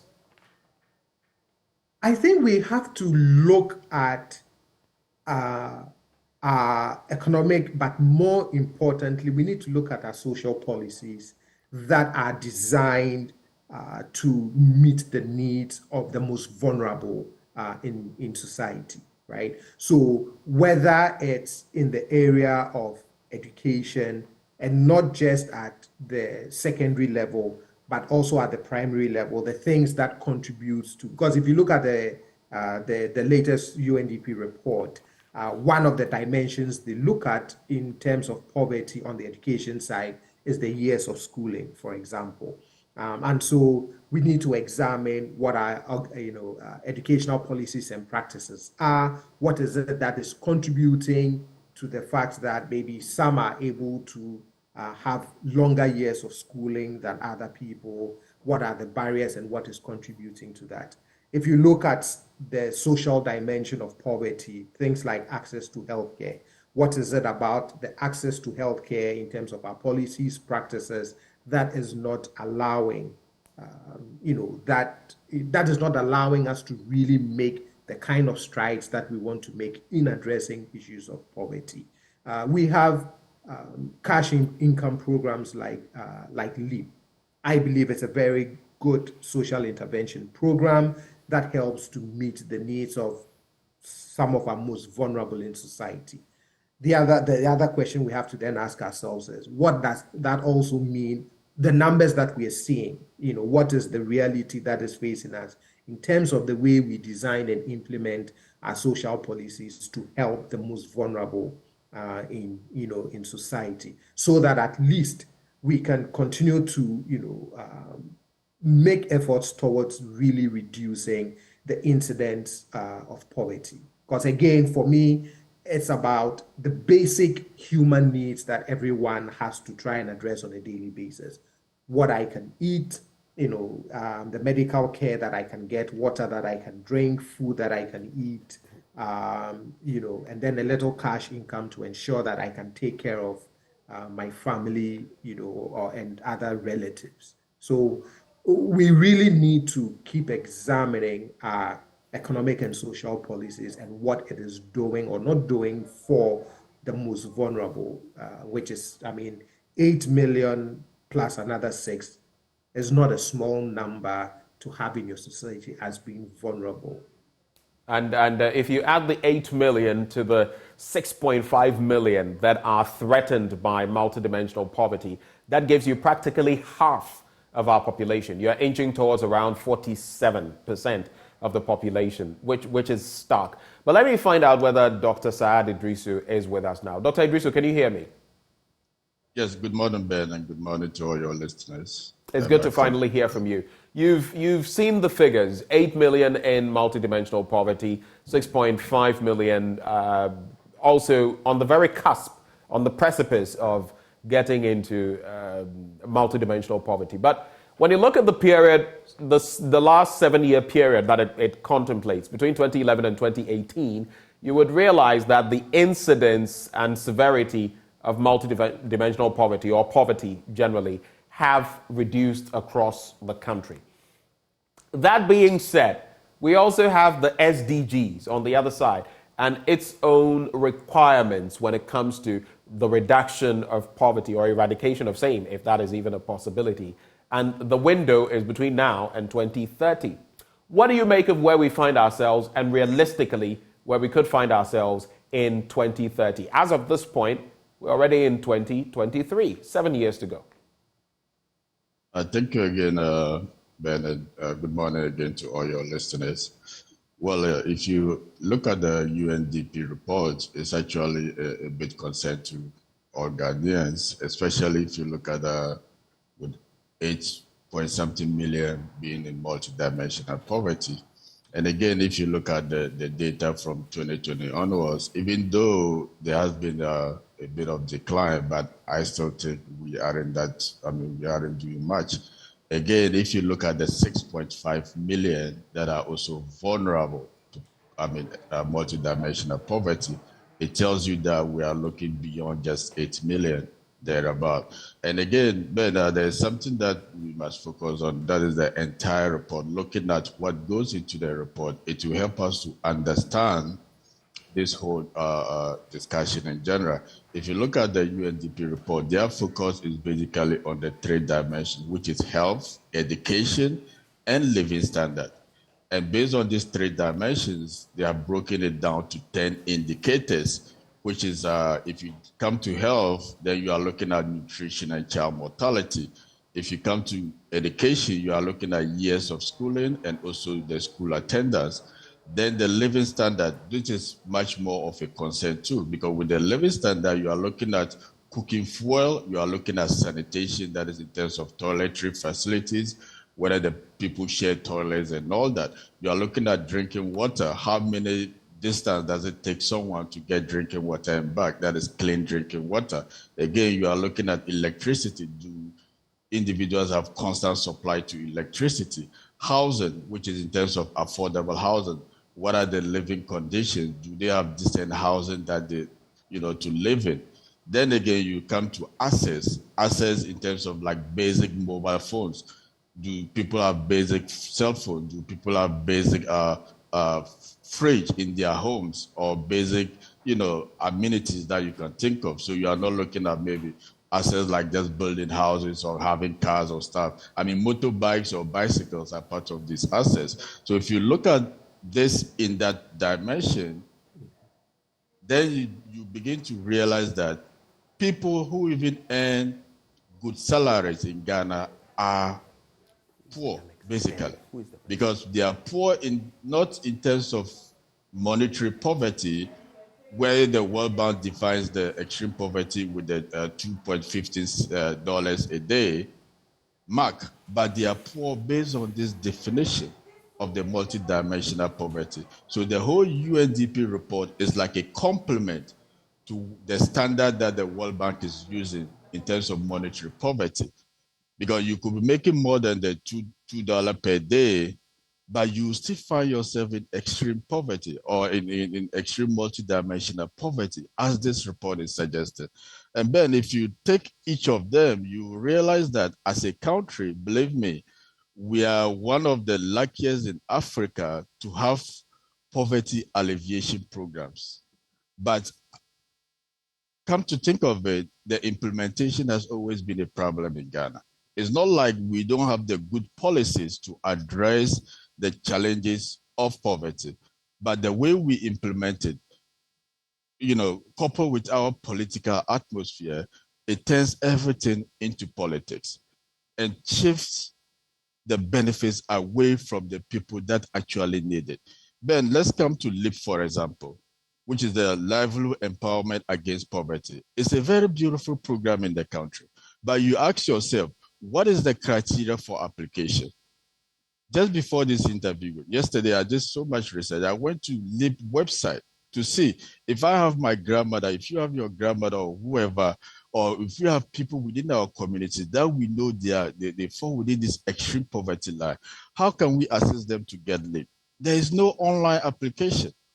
How do you run a program whereby probably the whole concept is like there's lack of transparency in that? So can we be sure that those who are on the program are actually those who need to benefit? Because for all you know, this may be hijacked by political contractors, either at the district level or the constituency level, where the constituency chairman or whoever is in charge will have to determine who gets to qualify and who doesn't. So we cannot run poverty alleviation programs in lack of transparency. It doesn't work that way. If you come to the US like this, there are laid down process whereby people could qualify for bridge card. That is, available assistance for the poor and all that. They are laid down procedures. You don't need to go to anybody to plead them to add you onto any program. You go online, you apply it based on the income qualification. If you meet it, the government will send you your stuff right away. So these are the stuff that we need to really look at as a country. Again, come to number 2, National Health Insurance Scheme. We have a beautiful program that could address the health needs, that could address child mortality. But do we really implement it? Are we focusing on that? We don't. We have used politics to cover the NHIS to the point that it is collapsing. But because of politics, we don't want to say it is collapsing. Government is not even pushing in the needed resources into national health insurance. If you take it to any hospitals today, believe me, they will reject it unless you do cash and carry. But it's a beautiful program that could have helped people out of this multidimensional poverty situation that we are talking of. Look at the school feeding program. Yeah, you can. So I was just making the point that while all you're saying is right, there are also some gains. I think some 1 billion Ghana cedis paid to, is it suppliers also? I took that story just yesterday. There are some gains that are being made in the National Health Insurance Scheme, though I admit in some places you go and you would probably, I don't even remember the last time I used my National Health Insurance card because exactly. I can't even remember the last time. So imagine people in the rural areas who solely depend on the NHIS. That is the hope. We, those in the city, probably you have money to pay. But those in rural areas where this multidimensional poverty really takes a chunk of it. You understand? So that is stuff that we need to look at. Again, come to the school feeding program. This is also a beautiful policy that could have addressed the nutritional challenge that these kids are facing and also the child mortality situation. But what do we see in our school feeding program? It has actually become a death track. Death track is such a way that if you see the food that are being prepared for the kids, believe me, you and I will not even want to eat it. You will not even want your child to eat it. But don't forget that the whole purpose of the school feeding program was put in place to provide the nutritional aspect that children in rural areas may lack from their home meals. So that if they come to school, they could get to eat the egg, they could get to eat the fish, and they could get to eat the good food that will improve their nutritional standard and help towards their growth. Because don't forget that if you look at the whole report, stagnant growth is part of multidimensional poverty. So if we have a beautiful program like the school feeding program that we could have put in place to support nutrition of the children, we shouldn't play politics with it. Right now, parties have hijacked it. It has become like a consolidation to party women or party women and stuff like that. Each time there's a change in government, you may have one person control about 10 schools, about 5 schools. How do we get the effectiveness that we desire? You understand? So if you take a look at the whole country, we have proper policies in place that could have addressed poverty alleviation, but the way we implement them. Again, go to the living standard in the report. Housing is a critical factor. Right. We have beautiful housing policies, like the affordable housing policies that we have in Ghana. Kufuor did some, came with affordable housing. Rawlings did some. You understand? John Mahama did some. Segelme is a typical example. Look at what is happening to Segelme. It's been locked down. People that could have access to it, it's been locked down, all because of politics. So if you take a look at the entire country, much of the situation we are facing is due to leadership. So are you saying a lot of, yes, COVID-19 may have had, and just briefly on this because I want to bring in Alexis Derry. So are you saying that while COVID-19, the Russo-Ukrainian war may have had their impact, a large chunk of our multidimensional situation is actually self-inflicted? Is that what you're saying? It's purely self-inflicted. And let me even bring your attention to the fact that the data that is even out, it doesn't even cover COVID yet. So believe me, if the data, it doesn't even cover COVID yet. Yeah. It starts from 2014 all the way to 2018. Yeah. So if COVID is even applied, if the data gets updated, let's say by next year, the 8 million we are seeing, it might even probably go to 15 million. And that was the exact point I was making, because at a point, Exactly. the GSS made mention of the fact that I think there was another report that mentioned about 2 point something to 3 million had slipped into multidimensional poverty on the back of COVID-19 and the Russia-Ukraine war. So if you add the numbers, of course, there also is that fluidity, because there may be some who have been in the bracket, who have moved out of the bracket, and others who may be coming back into that bracket, and others who are new people coming into the bracket. So all of those dynamics are there. But just hold for me, Dr. Idrisu. Let me bring in Alexis Derry, Executive Director, Center for Development Initiatives, and Vice President, Ghana Association of Social Workers. Mr. Derry, a very good morning to you. Hello, Mr. Derry. All right, so while we try to get Mr. Derry on the connection, can you hear me, Mr. Derry? I can hear you. Are you okay? Yes, I can hear you now. Okay. So per the report, we look at why multidimensional poverty? What is it even? It talks about the many overlapping deprivations that poor people experience. We're talking about lack of education, poor health and nutrition, ramshackle housing, and we see a lot of that in our slums. I don't want to use the other word because people may say I'm being stereotypical. Unsafe water and disadvantages to a meaningful standard of life, just in a nutshell. And then we have the Sustainable Development Goals, especially Goal 1, which talks about bringing an end to poverty. The timeline is 2030.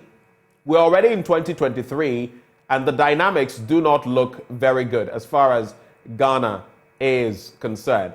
If you look at the data as well, you would see that some of the matters that Dr. Idrisu spoke of, health insurance coverage, undernutrition, school lag, and households with members without any educational qualification is stark. What is your reflection on this latest data, and what does it mean for us in terms of our social structures?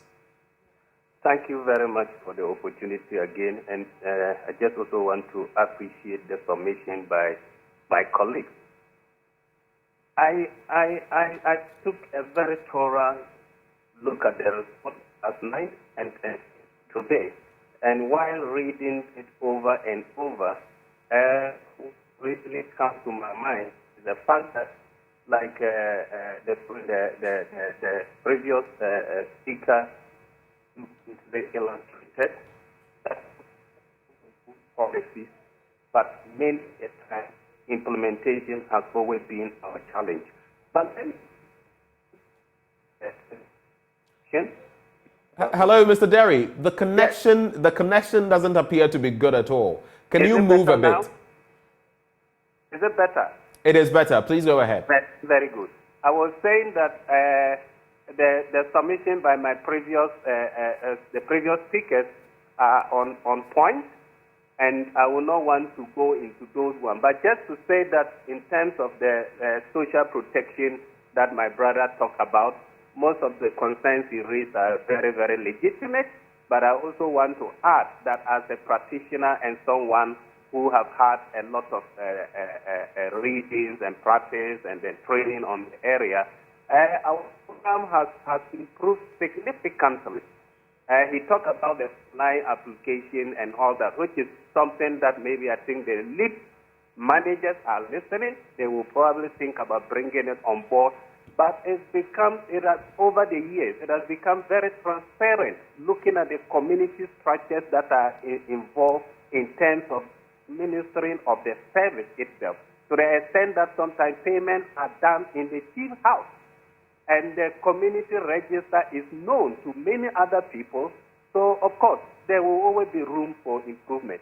But having said that, I've looked at the entire report, and you see, many a time we look at the policy, but we don't look at the implementation. And if you look at the introductory note to the report itself, it said, and I quote, "Collecting good data is one of the most powerful tools to end extreme poverty." End of quote. It is my humble suggestion that translating good data into services, policies, programs is also one of the ways to go. It is not enough to have these data turn out. And I must comment, UNDP is one of the few institutions that development practitioners like us look up to when it comes to policy data, when it comes to all the information that we need to inform policy and practice. Mind you, practice informs policy, and policy informs practice. All the interventions that we have in terms of social justice, we won't just talk about the policy, but we don't talk about the implemented. Look, I think I have repeatedly turned out these statistics, and now I'm becoming too fed up. To the extent that if we talk about the social worker ratio, the population of Ghana, we have only one government of Ghana social worker officer to a population of 34,000. In South Africa, it is 1:6,900. Uganda has 1:2,900. And Ghana is one of the few countries that every social legislation we put a responsibility on the social worker. But nobody turns to ask what is their human resource strength? What is the budgetary allocation meant for them to be able to translate these services, these policies, services? And for me, that is worrying, that we need to take a second look. But the place that is of importance to me when I look at the data is the issue of childhood poverty. And where, if you look at page 9, where the figure is 566 million, that to me is not surprising, because I have done a lot of work and done a lot of reading, and globally, at the time we were doing some work, the figure was 560 million children live in extreme poverty and vulnerable to so many factors that will militate against their survival and development. So this 566, which of course does not include the 2019, 20, and this. So it means that our figure, or the figure we are working with relative to the global childhood poverty of 570 million, is something that is also of worrying to some of us as people who are actually dealing with the bread and butter issues of the vulnerable. So yes, we as a country, we've made some progress right. in some of the areas. There's no doubt about that. Sometimes we can lament over our problems to forget about our mercy. So it is true that we have remain to be. I said I don't want to go into the data and all that. My previous speakers have brilliantly done all those kind of things and all that. Let me just address how we can all together, or what this means to us, and then what can be done relative to this. So, if you ask me, we have not done enough. We're losing you again, Mr. Derry. We are losing you again. We have not done enough to bring on board the faith-based of. We have a critical play in all this work because poverty reduction strategies and poverty itself is multifaceted. So if you take, for example, the Christian Council, the Ghana Pentecostal Council, and the Muslim Federation, if they as groups decide that we will be intentional and pick up a social intervention on our own, take for example investing in women, families and children resilience initiative. Can you imagine the number of contributions that we'll be making relative to all the areas that have been investigated and interrogated by this report? That for me is something that we should be looking at. So for instance, if you take Ghana from the data they've sent out, there's been some significant reduction and all that. But mind you, that those reductions are meaningless because of the growing incidents that we are still having. And again, it's about even urban poverty. We don't even talk about urban poverty any longer. We talk about poverty as if it is only in the rural areas. And that's a valid point you make, which I'm going to be throwing to Dr. Osae-Kwapong now. A few issues to contemplate. So when you look at the report, we've always measured poverty using a monetary metric, but the latest MPI captures the overlapping deprivations experienced by poor people on three fronts. I'm talking about education, health, and living standards as well.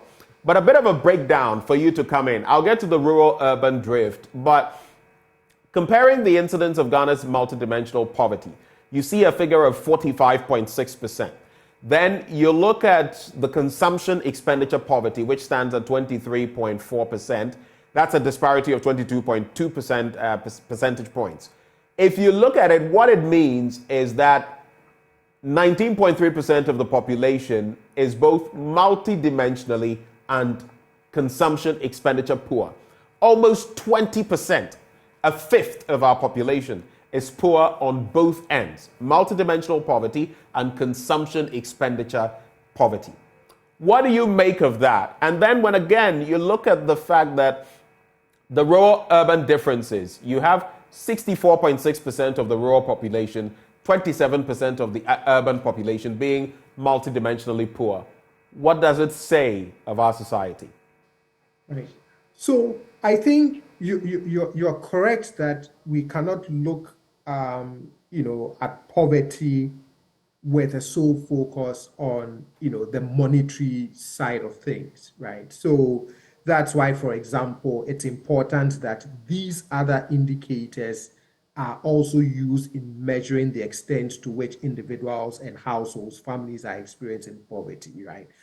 So, school attendance, the nutrition issues, the living standards, access to, even toilet facilities, etc., etc. All of those things combine to contribute to one's state of poverty. Because you could even have the cash income, but if you have the cash income and, for example, you can't access adequate quality health care, then you're still either poor or vulnerable to situations of poverty.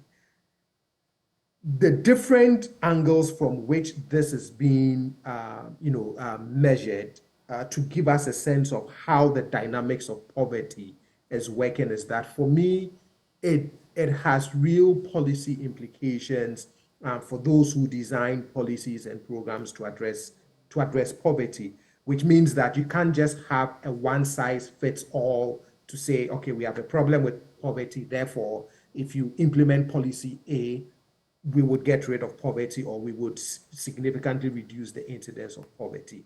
Then, for me, the utility of these reports is to say to us, okay, if we take the nutrition piece of it, what actual policies and programs can we come up with that addresses the nutrition side of the poverty equation? If it's a school attendance issue, then what sort of educational policies and practices do we want to put in place to address school attendance? If it's a cash income challenge, if it's an access to quality health care, so that you would have to come up with a myriad of policies properly implemented is what would then, its cumulative effect is what would allow us to also address poverty in its disaggregated dimensions, but also the overall poverty picture.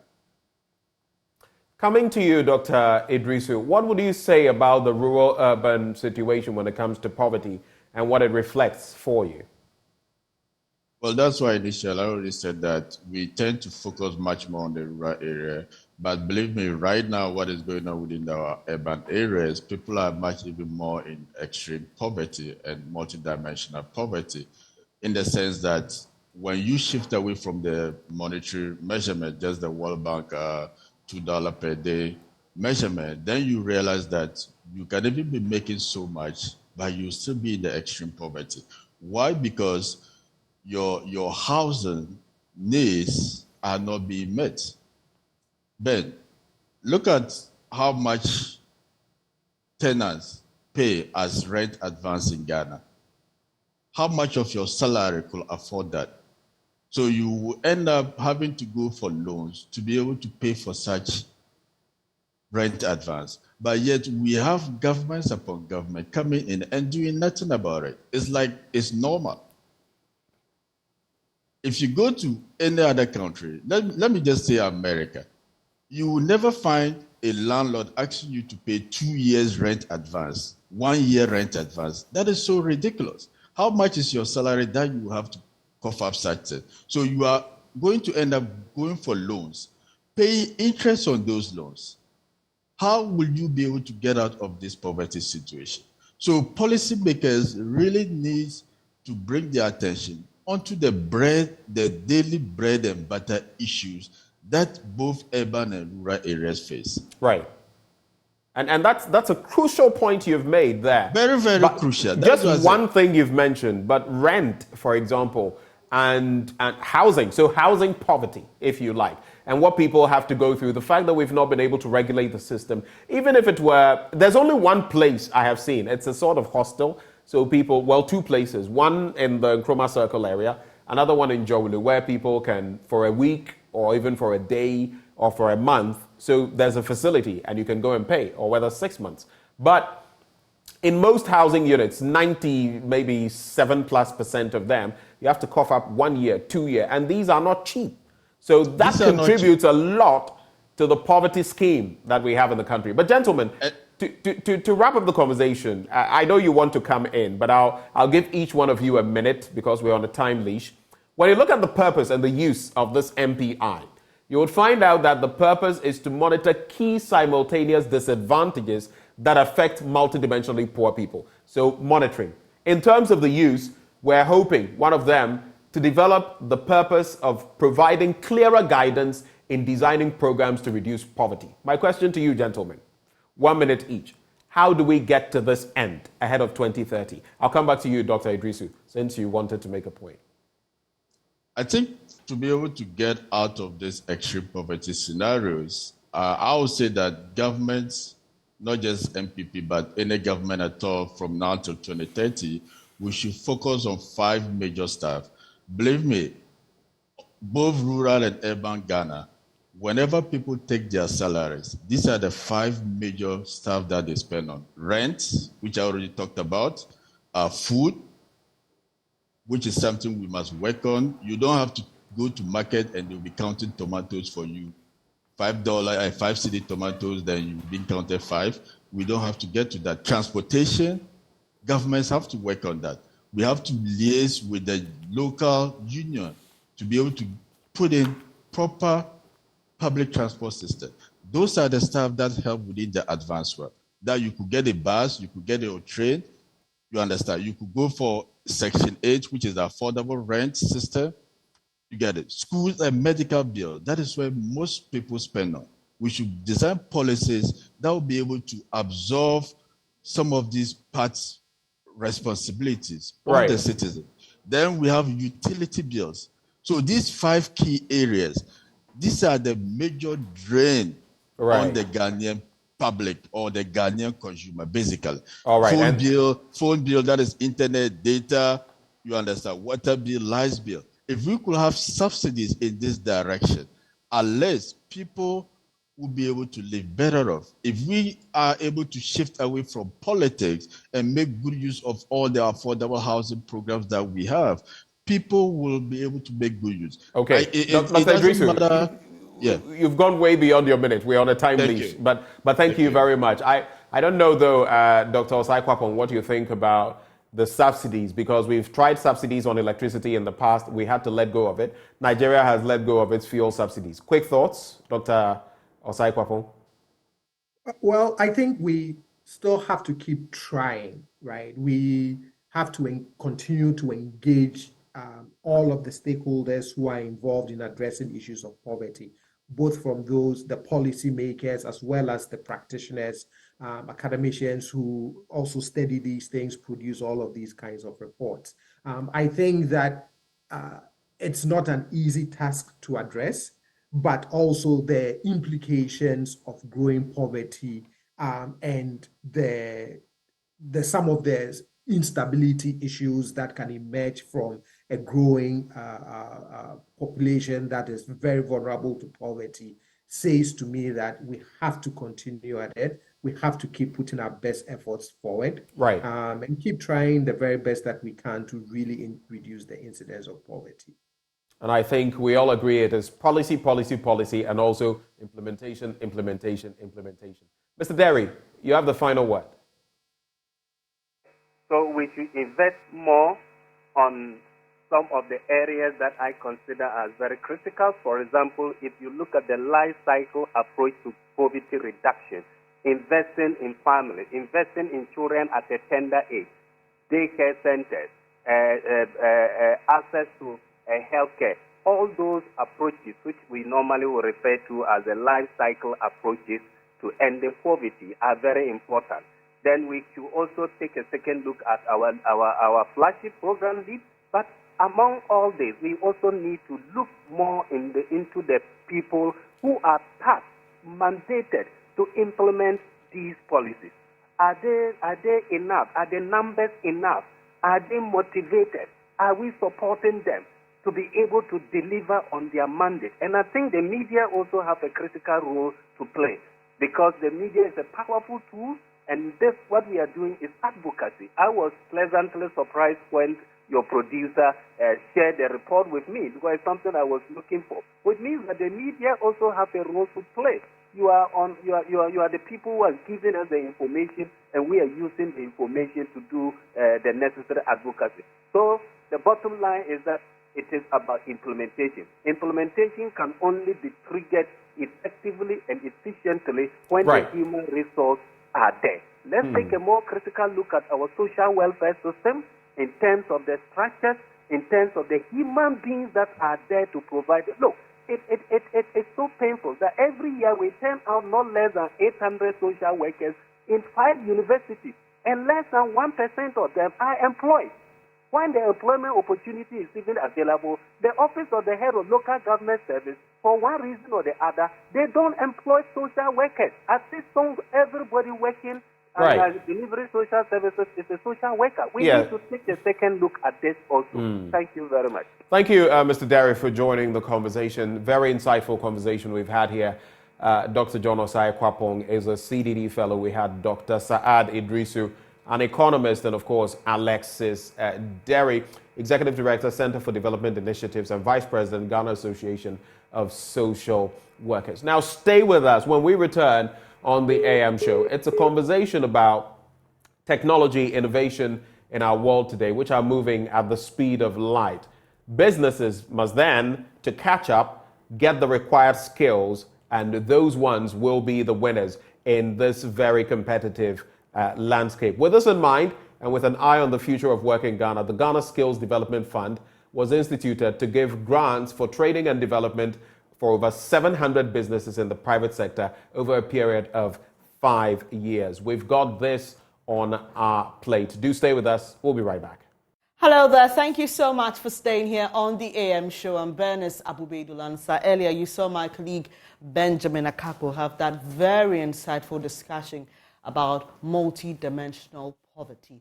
And what a way to move the conversation on, because one of the ways to end poverty is by creating jobs and providing entrepreneurs the capital and the opportunity to do so. And as you are aware, today's world is a fast-paced one. There's technology, there's innovation, and everything is moving so fast. And for businesses to stay at the cutting edge, there's certain skills that are needed, and these happen through training, retraining, and continuous training. And these people, or these businesses that are skilled, will stay at the cutting edge and remain winners. This morning, I've been joined by Dr. Fred Che Asamoah. He is the Director General, the Commission for Technical and Vocational Education and Training. And if you may recall, I had him here some time ago to have a conversation about a certain grant that the Commission and government have come together to establish, which is to support businesses. It is the Ghana Skills Development Fund, and we're getting a quick update on it from Doc this morning. Hello, Doc. How are you? Great to see you.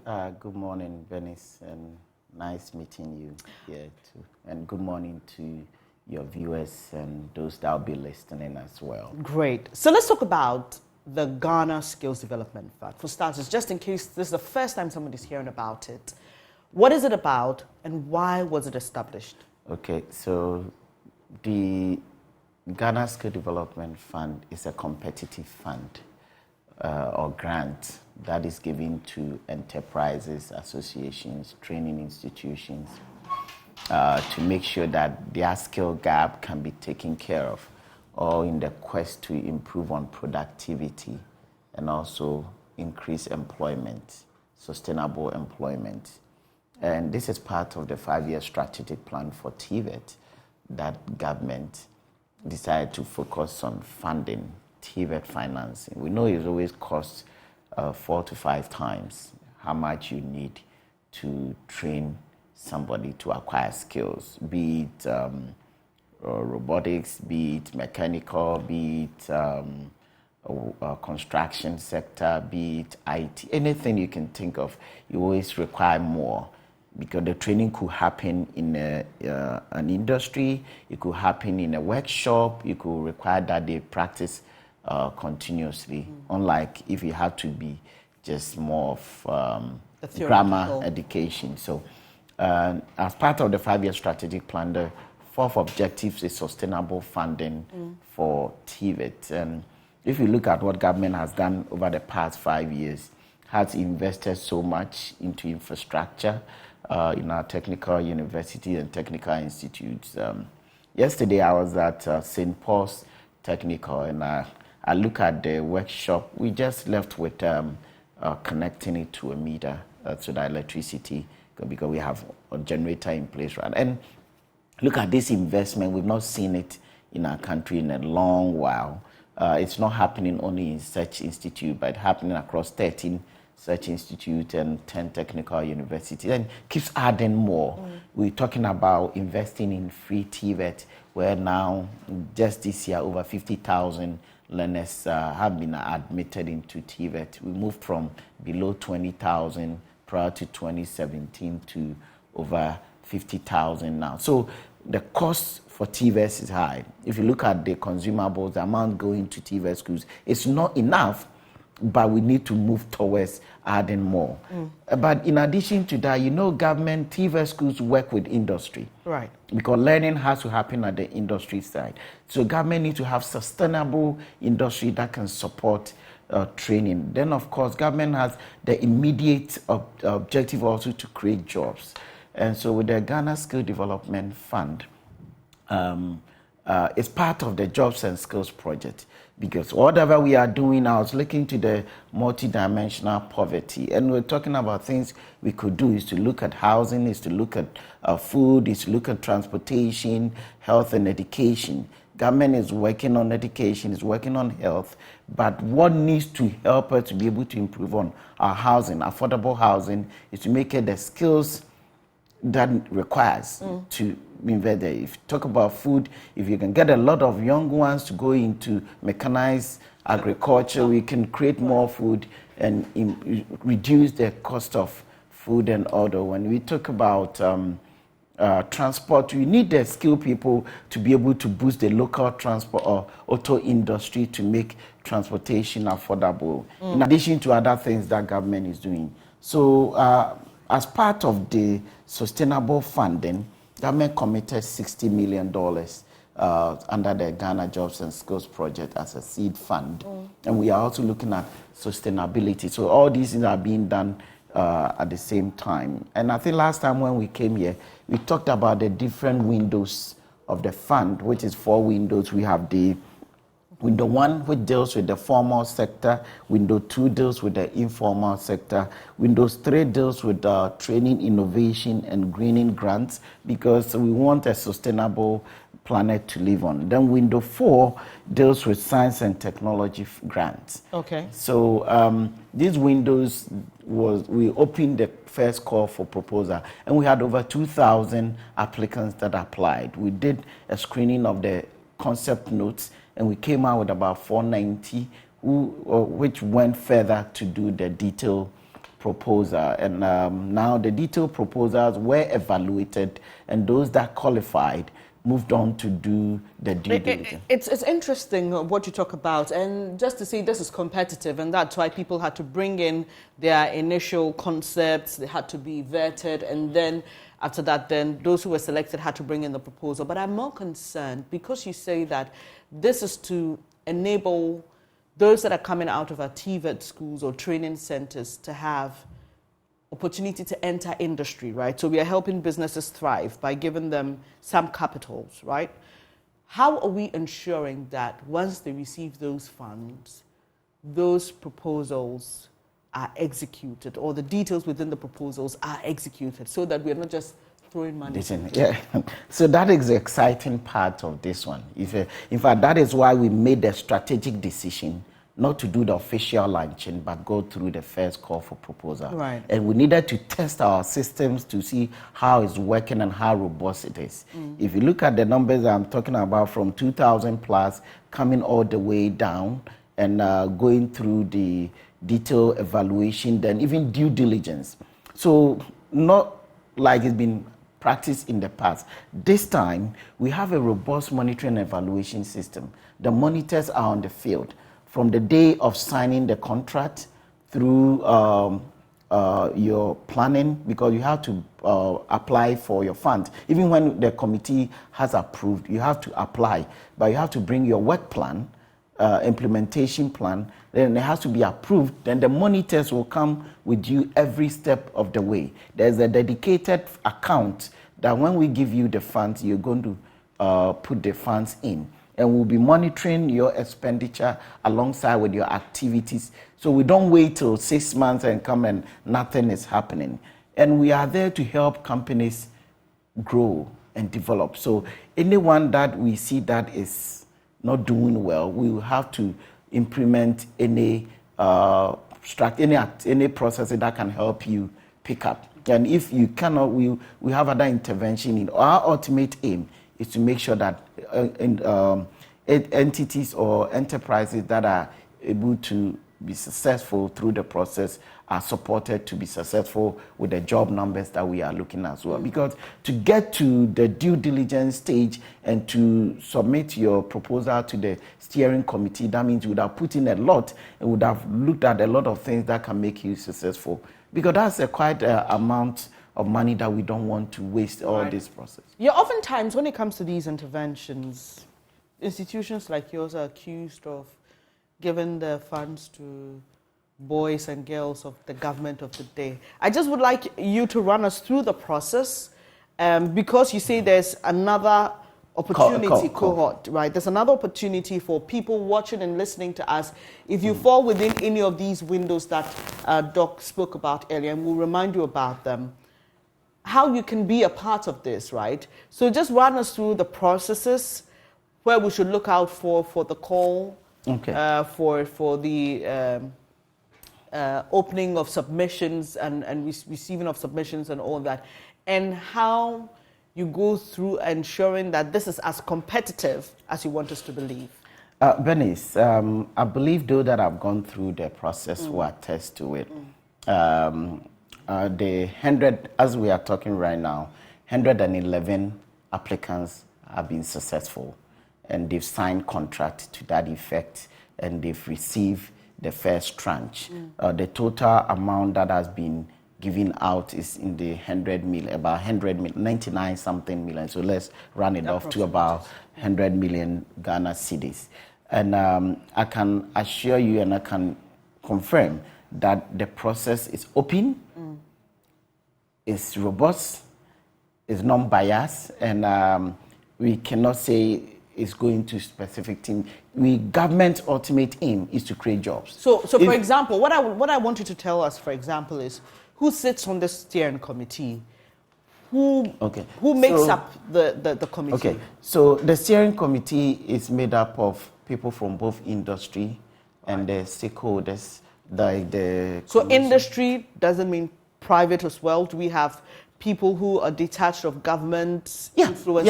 So they're private people who are also sitting on the committee. The steering committee chairperson is a private person who is detached of government, and the process is robust. I'll take you through. First, there's call for proposal. And how does the call happen? Is it advertised on your website, on radio, on television? How does it happen? Comprehensive. Last time when we started, I even came here. So we advertise on radio, we advertise in the news media, print media. We do outreach. We do regional outreach where we go to the various regions, the hinterlands, to speak to and engage our stakeholders and the whole country. So it's not just that we open a call for proposal and it's just under lock. It's open. That's why I'm here. I'm talking about the fact that the second call is going to come after the launching on the 17th. So it's open to the whole world. And we make sure that the vulnerable, the stakeholders is to cover everybody. For this time, we have a lot of proposals coming from the northern side of country and from central region. You know, central region happens to be always disadvantaged. So all the regions across the country are having beneficiaries coming in. Then we are having people with a disability. We are also even giving more opportunity to PWDs and female applicants and all that. So there is a structure to make sure that we create the playing field for everybody, equity for everybody to benefit from it. So you go through the concept note, we screen the concept note, you go to the full proposal writing, we do evaluation. Then the evaluation is done by independent people. I don't know who that, so the computer just throw it out. So all the evaluators. So you evaluate one, the other person will evaluate the same proposal. If the two of you don't know yourself, if the two of you come out to say that the proposal has passed, it's passed. If you say it's failed, the other person says it's passed, it's a tie. We throw in another person to do the evaluation. If that third person says that you've passed, that means you've passed. If the other person says you failed, that means it breaks the tie. So that is a transparent, open system that everybody can have access to. Then, of course, we goes to due diligence. And the due diligence, we have officers that come to your place to go through what you have told us on paper to make sure that, yes, it does exist and it's workable. So the due diligence report is put together, then the fund management system go through it, then submit it to the steering committee. So the steering committee then look at the proposal and look at the recommendations that came out from the evaluation, from the due diligence and the recommendation of the fund manager, then make a decision to that. So it's open system. All right. And one thing is that now we're talking about a fund that is not just doing a call for proposal, it's not work. As I'm talking to you, implementation has started. We didn't want to just launch without seeing that it's working, evidence-based practice. So you did a pilot, so to speak, right, before the launch. You tried to... Yes, you try to make sure that, I won't say it's a pilot, it's part of the process. Okay. But just, of course, every fund across the world, whenever you do a call for proposal, there are some lessons that you learn from your first call and you always apply to your subsequent calls. So a lot of lessons have been learned and it's going to be applied to the second call. And if you applied to the first call and you are not successful, that doesn't mean you cannot apply to the second call, the third call. We are looking at a minimum of 700 enterprises, entities, associations to benefit. And at the end, with the entire 60 million. Yeah, but at the end of the day, from the way things are going, we might have close to even 1,005 beneficiaries benefiting. We want to make sure that local industry benefit. If we don't allow the local industry to develop, there's no way the multi-dimensional poverty we're talking about will work. But government approach is comprehensive. We are not seeing it, but looking at what government is putting in Commission for TVET Service, Ghana Enterprise Agency, YEA, and all that. If we put this together, and we have a system, and now we have a digitized system that we can track beneficiaries through their Ghana card and all that, and it's linking to industry. Taxes are being paid. There's no way government cannot have more money to train people and to reduce the cost of health and even invest in affordable housing for the government cannot create money. The people in Ghana are the ones that have to create money for government to spend back on them. Every system that you can talk about, it's not like they conjure money from skies to come. The people within, but government have to jumpstart it, invest in the people, the human capital development. Then, of course, the dividends that will come out of it, the revenue, is applied back into the system and you multiply. And by the time you realize we've changed our economy, and as difficult as it is, we have to go through as a country. It's interesting that you paint such a very beautiful picture of the impact of this grant or fund to TVET education and enhancement. But we all know that sometimes the challenge, especially for local industries, is how government creates the environment for them to thrive.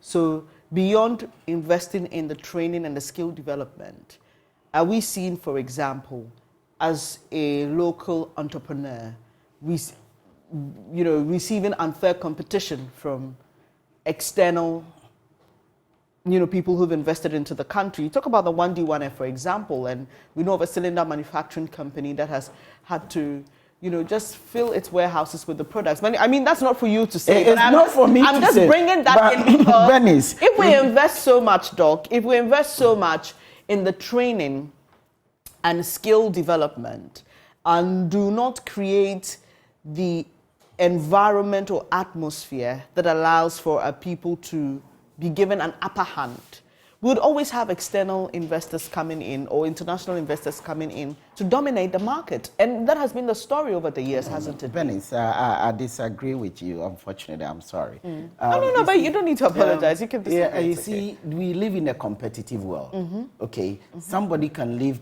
Ghana today and get to the United States the next day morning or probably in hours, right? Now we live in a global village that Ghana cannot separate itself. But now, what do we see? We are even talking about AFTA, which is the African Continental Free Trade Area, which is a big and huge market, right? What we need to do is how do we make sure that we can compete? Because the world is not waiting for us. Let's talk about tomatoes, right? Now we have we are even getting, sometimes we get tomatoes from other countries, right? But what kind of grade do we need to be able to can? how much do we even invest? So all these countries that are able to produce and bring it to Ghana did not do it out of anywhere. So they do it and they bring it at cheaper prices. No, because you're here. There's so many taxes people have complained about, the cost of electricity, the cost of water. The general way of running business is so expensive. Take Nigeria, for example, Doc. And I don't want us to digress because I was like, but it's important that we factor it into the conversation. Take Nigeria, for example, the success with their local rice story. And it is because they have, zero to very little importation of foreign rice, okay? And so it allows the local businesses to thrive. And I'm saying that, yes, there are instances where you have to create competitiveness, but when you want your local businesses to thrive, there are certain hard decisions that must be taken. The government itself admits and talks about reducing importation, for example, and allowing the local producers of some of the products we import to succeed and thrive. And you see, one of the very important and difficult decision government took is to make sure this 60 million is invested. You know what? Some of the applicants into this are Rice Growers Association and the rest. Because in Nigeria, they not just get there and decide to stop importation of rice. They got to a point whereby what they were producing is enough to feed the people, so they can afford to cut it. Okay, but let's assume today, government is to cut importation of rice. Are we saying that we have enough people who are skilled and interested in rice farming and local, even on a large scale, they have the people to support the production so we can cut? So you realize that it's all based on making sure that the human capital is developed to support the local industry. So if government is to stop something right now, and there's not enough human capital within the country to support the local industry, the next day you end up opening the windows again for them to come in. So I agree with you. We want to make sure that we create a competitive environment, but also enabling environment for the local industry to be successful. But it's moving parts.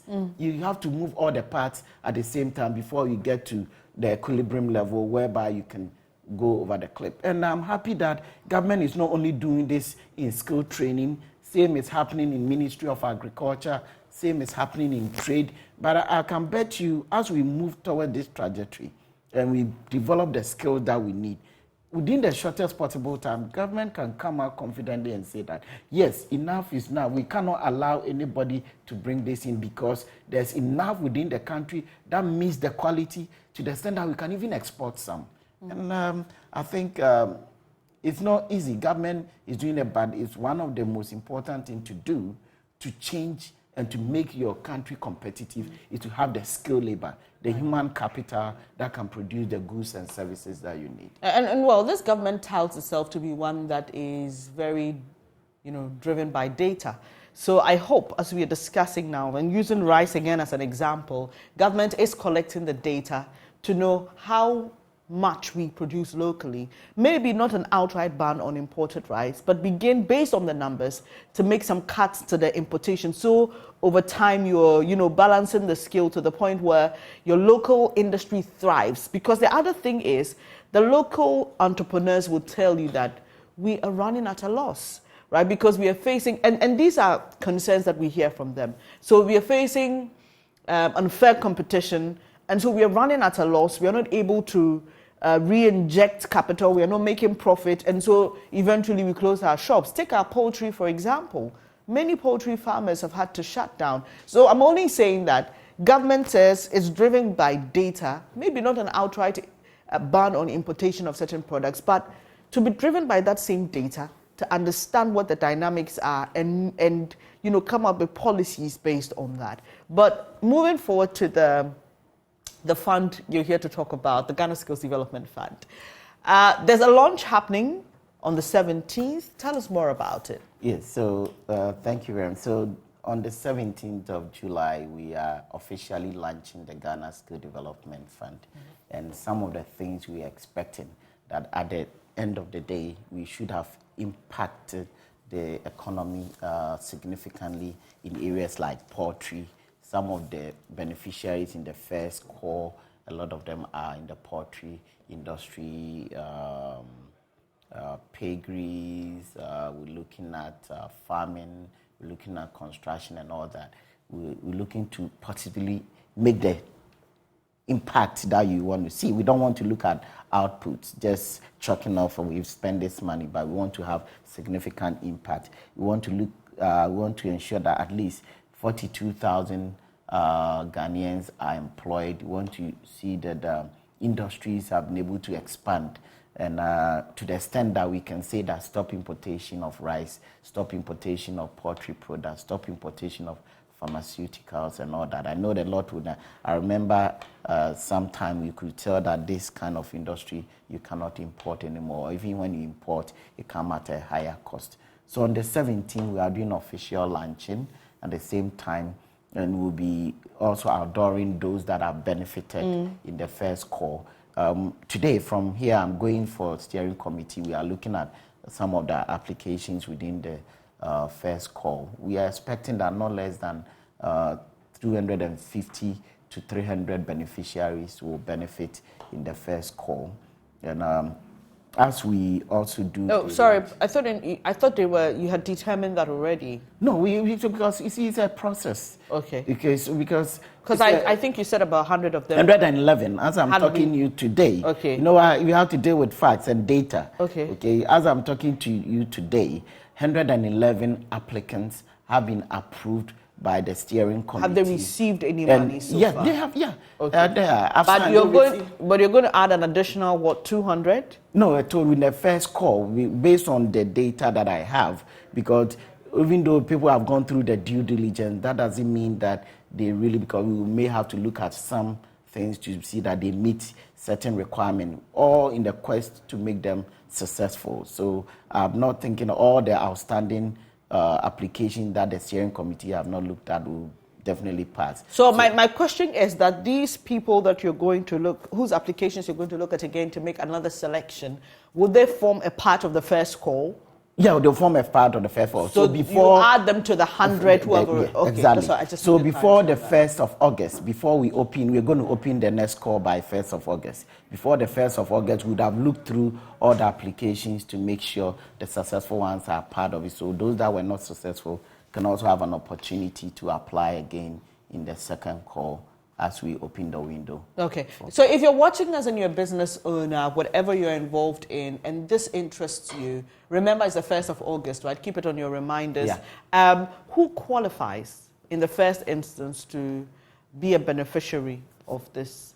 These associations, enterprises, business owners, institutions, as long as you have what it takes to create jobs, everybody qualifies. And your organization should have been at least registered with the Registrar General not less than 3 years and been in operation, because we want to look at what makes organizations, and we don't want like somebody just open a company today and apply. Right. Or your company has not been operating for the past 5 years and you bring it for us to give you. We want to look at viable applicants that can also create the jobs that government needs. I'm talking to, because now the funds that have been given out is about 100 million Ghana cedis. And by the time we finish, we have given so much. So we want to make sure you are successful. So we work with you. So as long as you are 3 years, you've been operating for 3 years, and you are ready, you have all the business requirements that Registrar General requires, GRA, Social Security, and all that. So it's a rigorous exercise. Then you can also have a viable proposal that shows a gap within your organization, that when we help you have that skill gap, you'll be able to expand your operations, you'll be able to improve on your productivity, and in turn your revenue, so that you can hire more people. That's all you need. Okay, so these are established businesses that are receiving funds. Is there an opportunity for face-to-face interaction with these business owners, or is those that have received the funds? Before you agree to receive the funds, is there any personal engagements with them, or it's solely based on what they present? No. It's a face-to-face engagement. Okay. So at the concept stage, I might not know you, I might not see you, but evaluation as well. But that's why we do the due diligence. Okay. So the due diligence, I'll come to your place. We need to know exactly where you're located, your operations. We have to document and even take pictures and documentation of what exactly you are doing. So you cannot just operate from nowhere and just come in. We need to be able to track you. Right. With the digitized environment, we document everybody's GPS. So if we come today and you are no more there, what happened? There has to be pictorial evidence as to what you are doing to back all this up. And as a business, I must make a case for how much I need. Is there a cut-off point to how much you're willing to give any particular business or enterprise or association? Or if you're convinced, so say if I came to you, you have, you said you've just disbursed about 100 million CDs, yeah. Right? If I come and I say I need 90 million CDs. No, we can ask. Okay. So what we have to do is based on the window that you apply for. Great. We have a window that cutoff is about $10,000 US equivalent. Okay. We have one that can take up to 100,000, 120,000. We have even up to 250,000. So the highest amount we can give one entity is 250,000 US equivalent. Okay. Yeah. All right. So just so you know, so that when you're thinking, you think within the limits of how much you can. And this is not a loan. This is a grant to boost what you are doing. Right. So no business is too big to fail or too big to be successful. So maybe you could be a bigger industry, but you need certain gap within your place that it could help you boost your revenue. That's what government wants to do. Government believes that I don't create jobs. I create the enabling environment. But it's in different facets, multifaceted approach. Right. So that's how it is. So if I made a proposal and I qualify to get 250,000 USD, for example, do you give it to me as a lump sum? What are the terms of this? I believe at the beginning of our conversation, you talked about how do we ensure the money is utilized. So you have to submit your implementation plan, how you're going to spend the money. Okay. But we have 3 tranches. Great. We give you the first tranche. We try to track and monitor what you are doing. Then we come and make sure that you account for the first tranche, and we give you the second tranche. You account for it, and we give you the third tranche, and you account for it. So we don't just give out the funds to you just like that. We need to make sure that we help you and guide you. In some instances, it would have been the easier would have been to just give you the whole amount and go and sleep and come back. But to help you to be successful is not to strangle you or to stress you. Right. But we give it in tranches, and we make sure we work alongside with you to be successful. You mentioned that contracts are signed. Are there any clauses that talk about the termination of the contract for whatever reason? Yeah. So the contract, so you have to, there are a lot of, so we take them through the contract signing process and how implementation is also going to be done. So that's another face-to-face engagement that we tend to even house them and take them through most a whole day process before one signs. We don't want people to sign to something they don't agree to. So it's part of the process. Yeah. And I'm just asking in specific what the terms are for the termination of the contract with the entity or your refusal to, disburse the next. Yes, so we need to be able to track your progress with the utilization of the funds. If you've taken the first tranche and you come and nothing is happening, we will have to, in some instances, you will have to refund the fund back, because we don't just want to. Government, you see, if we spend this money and the jobs are not created, I believe I'll come back here and you tell me that the money has been spent just like that. Government wants to create jobs, so we want to make sure that people that are being given the funds are responsible and accountable to the usage of the fund. Right. Very interesting conversation we've been having this morning. And I'm just hopeful, as we have been chat to be about the future of Ghana, even though we are told things may get a little worse before they get better. You believe that this is one of the initiative government has put in place to ensure that businesses thrive and more young, skilled people are employed. I'm grateful for your time here this morning, Doc. Do you have anything, final words to say? Thank you, Bernice, for having me. But I just want to appreciate what the government is doing as far as TVET is concerned. It's never happened. In fact, we have examination ongoing and it's serialized and we are happy. The students are happy. They say it might be difficult this time, but going forward, it tells them that they have to stay and get the skill they need to support this country, because they are the ones that can move us around and make us successful, make us be able to stop some importations and all that. So we are inviting all Ghanaians to the official launching of the Skill Development Fund on the 17th of July at UPSA Auditorium. And we believe that this will go a long way to support job creation in the country. A lot is happening. We have apprenticeship that is coming, over 25,000 under the same project are going to be giving free training. You could have completed a master's degree, a PhD, whatever. You want to reskill or upskill yourself, you have an opportunity for free training. That one is also coming. So a lot is being done in the TVET sector, and we are making sure it's augmenting what government is doing in other sectors. Thank you very much.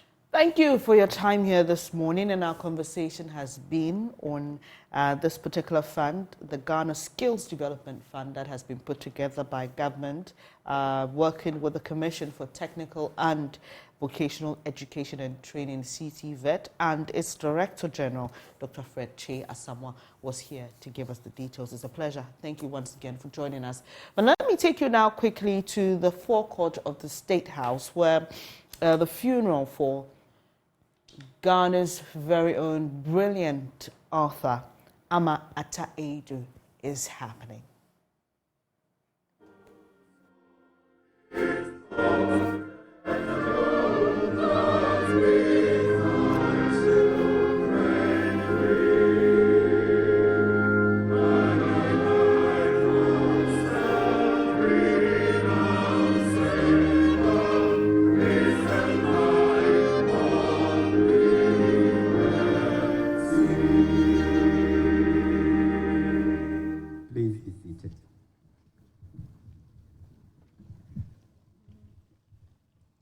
Dearly beloved, the first scripture lesson is taken from Psalm 90, verse 1 through 12. Psalm 90, 1 through 12. Lord, you have been our dwelling place throughout all generations. Before the mountains were born, or you brought forth the world, from everlasting to everlasting, you are God. You turn man back to dust, saying, return to dust, you mortals. 1,000 years in your sight are like a day that has just gone by, or like a watch in the night. Yet you sweep people away in the sleep of death. They are like the new grass of the morning. In the morning it springs up new, but by evening it is dry and withered. We are consumed by you, your anger, and terrified by your indignation. You have set our iniquities before you, our secret sins in the light of your presence. All our days pass away under your wrath. We finish our years with the moon. Our days may come to 70 years or 80, if our strength endures. Yet the best of them are but trouble and sorrow, for they quickly pass and we fly away. If only we knew the power of your anger. Your wrath is as great as the fear that is due you. Teach us to number our days, that we may gain a heart of wisdom. Teach us to number our days, that we may gain a heart of wisdom. The word of the Lord.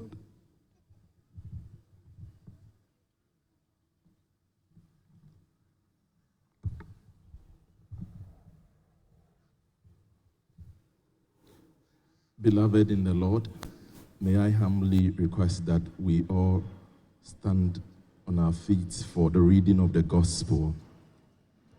Beloved, our gospel reading for this morning service is taken from the Gospel of John, chapter 14.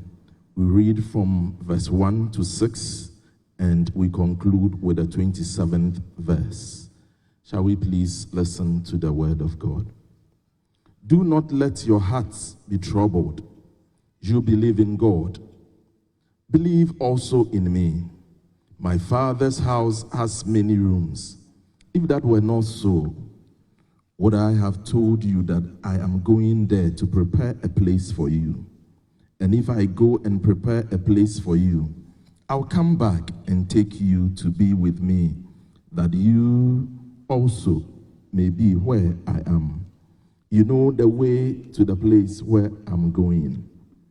Thomas said to him, Lord, we don't know where you are going, so how can we know the way? Jesus answered, I am the way and the truth and the life. No one comes to the Father except through me. We conclude with the 27th verse.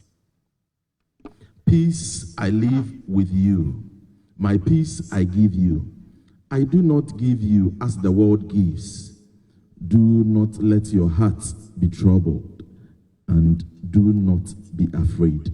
Beloved, the gospel of Christ. Shall we please resume our seats? Thank you very much. We will continue with a rendition of Methodist Hymn 351. I hear the welcome voice by Kafui Susu, after which we'll have the biography of our mother, our beloved Professor Ama Taidu by Belinda Lati. So Sister Belinda Lati, please get yourself ready after the hymn.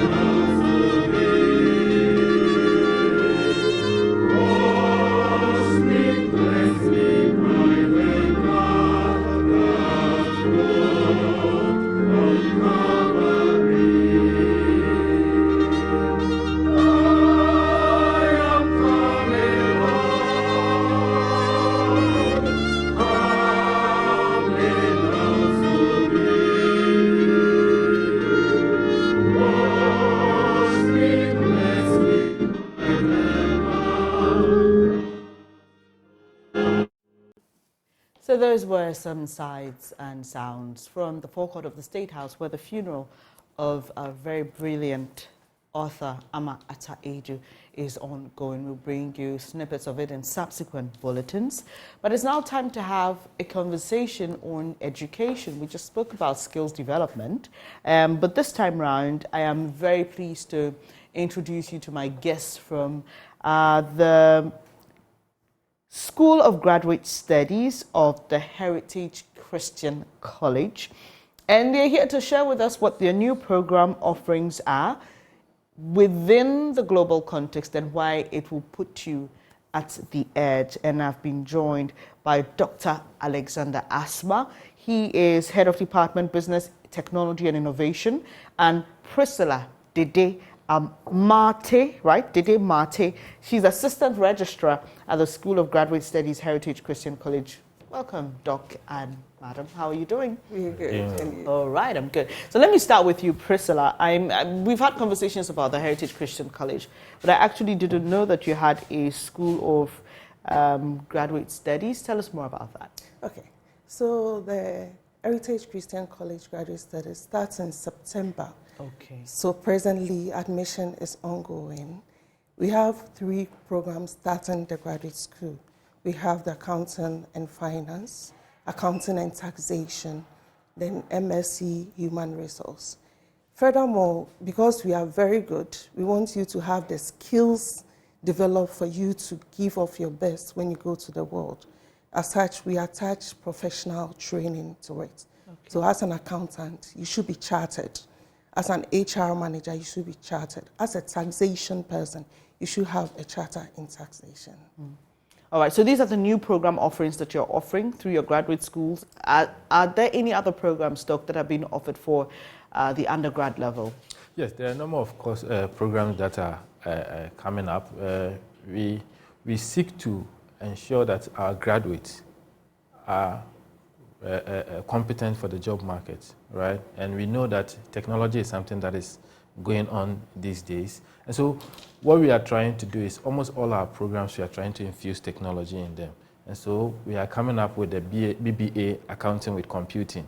Our message is simple. If you're an accountant, you need to know how to work with a computer. Not only use the computer for your accounting role, you need to be able to program the accounting softwares that you work with.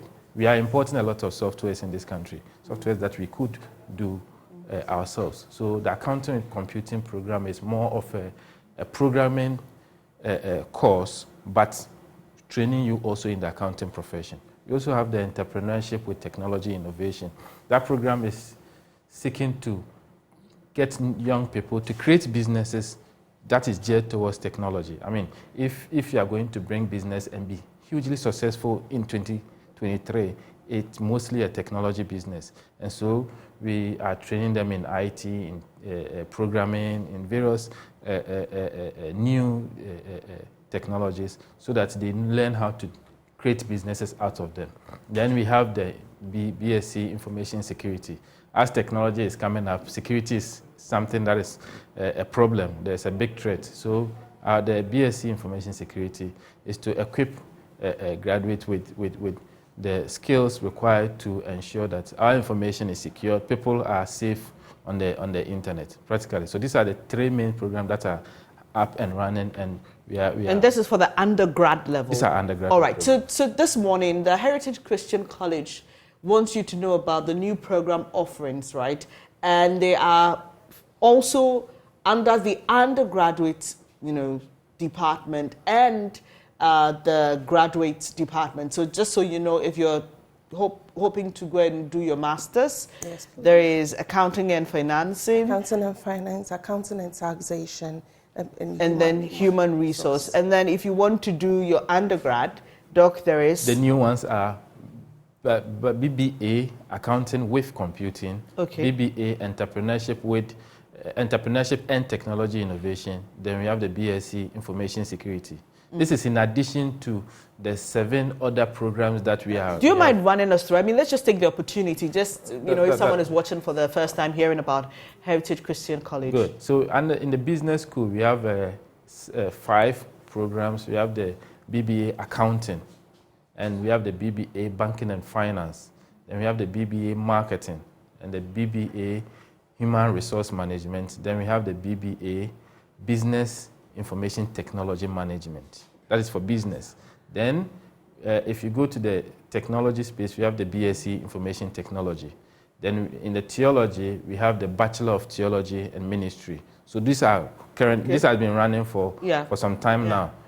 What we are seeking to do is to infuse more technology. So we are practically, for the accounting program, adding technology to it. Yes. All right. So, ma'am, just run us through how we can apply to. So for applying to our school, we should also, before I jump to how to apply, we also have an hybrid system of learning for the graduate school. Okay. So it's 80% online, 20% on campus. Okay. So anywhere you are in Ghana, you can apply to do our master's program. And to apply, you just have to dial a short code when you go to our website, www.hcuc.edu.gh. It gives you a code to link you straight to the form for you to apply. If you also want to visit us to see the facilities we have, we are located at Amasaman, just by the Stadium Road. So when you get to Amasaman, you just turn on the Stadium Room, you see ACC. When you enter into your Google map, it leads you straight to ACC. And the last time I had a conversation with some officials from you were giving some free laptops. We still are. You still doing that? We still do that. Okay. We still do. So is it both for graduates and undergrad? Yes, please. Yes. Oh, wow. So we have a one student, one laptop policy. Technically, we do not want to teach students who do not have. It's practically impossible to go to Heritage without a laptop because all the courses, all our lecture notes are delivered virtually, or we have the soft copies of our lecture notes. And so we don't sell books. Students practically do not buy textbooks. We have the e-books, everything there.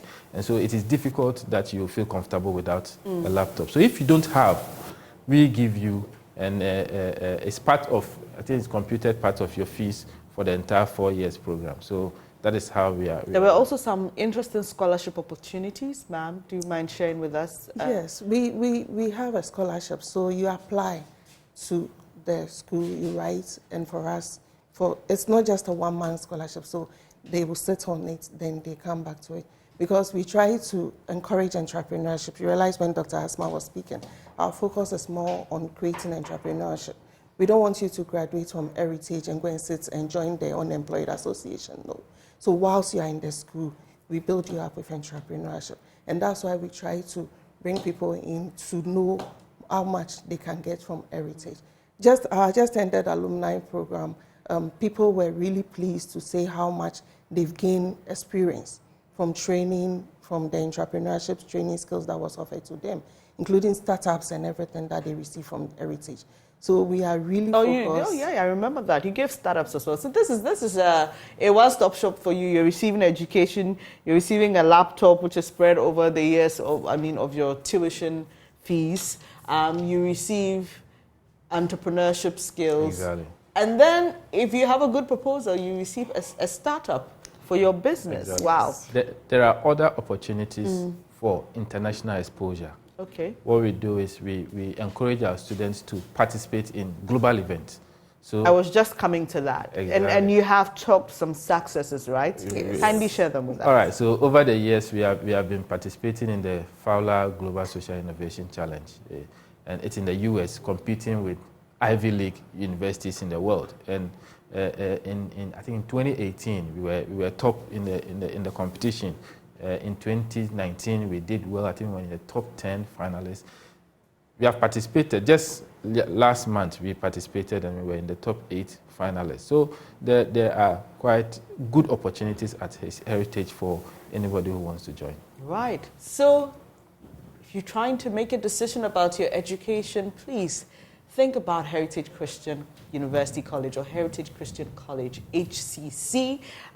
Any numbers to call? Yes, please. You can call us on 053-2373-100 for further information or further inquiries. Please repeat the number again. 053-2373-100 100. Or if you want to find them on their website, it's hcuc.edu.gh. HCUC, Heritage Christian University College. Oh, so I wasn't wrong. Heritage Christian University College.edu.gh. Thank you so much, Doc and Ma'am, for joining me this morning. And they've been basically sharing with you the new program offerings they have and why you should choose them.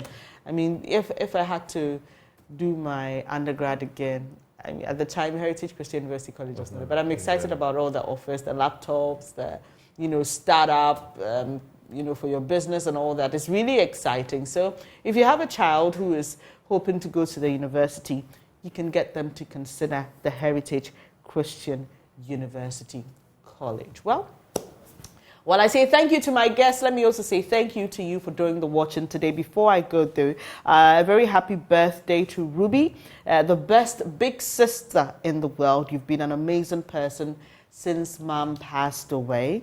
I super appreciate you for everything. May God continue to bless you and grant you all your heart desires. I love you.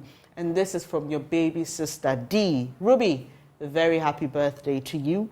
And to Charles Esiedu Dankwa of Church of Christ in Sawam Road. Happy birthday from Mama Rosemond, Nanaya Echo, and the rest of the squad. You have a birthday wish to say? Yes. Me. Okay. Mr. Geoffrey also answer, head of security for Heritage Christian College. Oh, today's his birthday. Today's his birthday. Oh, we want to celebrate. You're blessed. We usually don't get our guests given birthday but I because you're Heritage Christian University College, I can give that to you. So happy birthday to you, sir. Much love from our hearts to yours. And to everybody celebrating their birthday today, we wish you God's blessings, good health, and more money. Yeah. Yes. So God willing, I'm back again with Benjamin tomorrow for the AM show, another exciting edition that puts you at the heart of everything that we do. Until then, you stay blessed, go on and conquer the world. Up next is News Desk with Aisha Ibrahim. Do stay.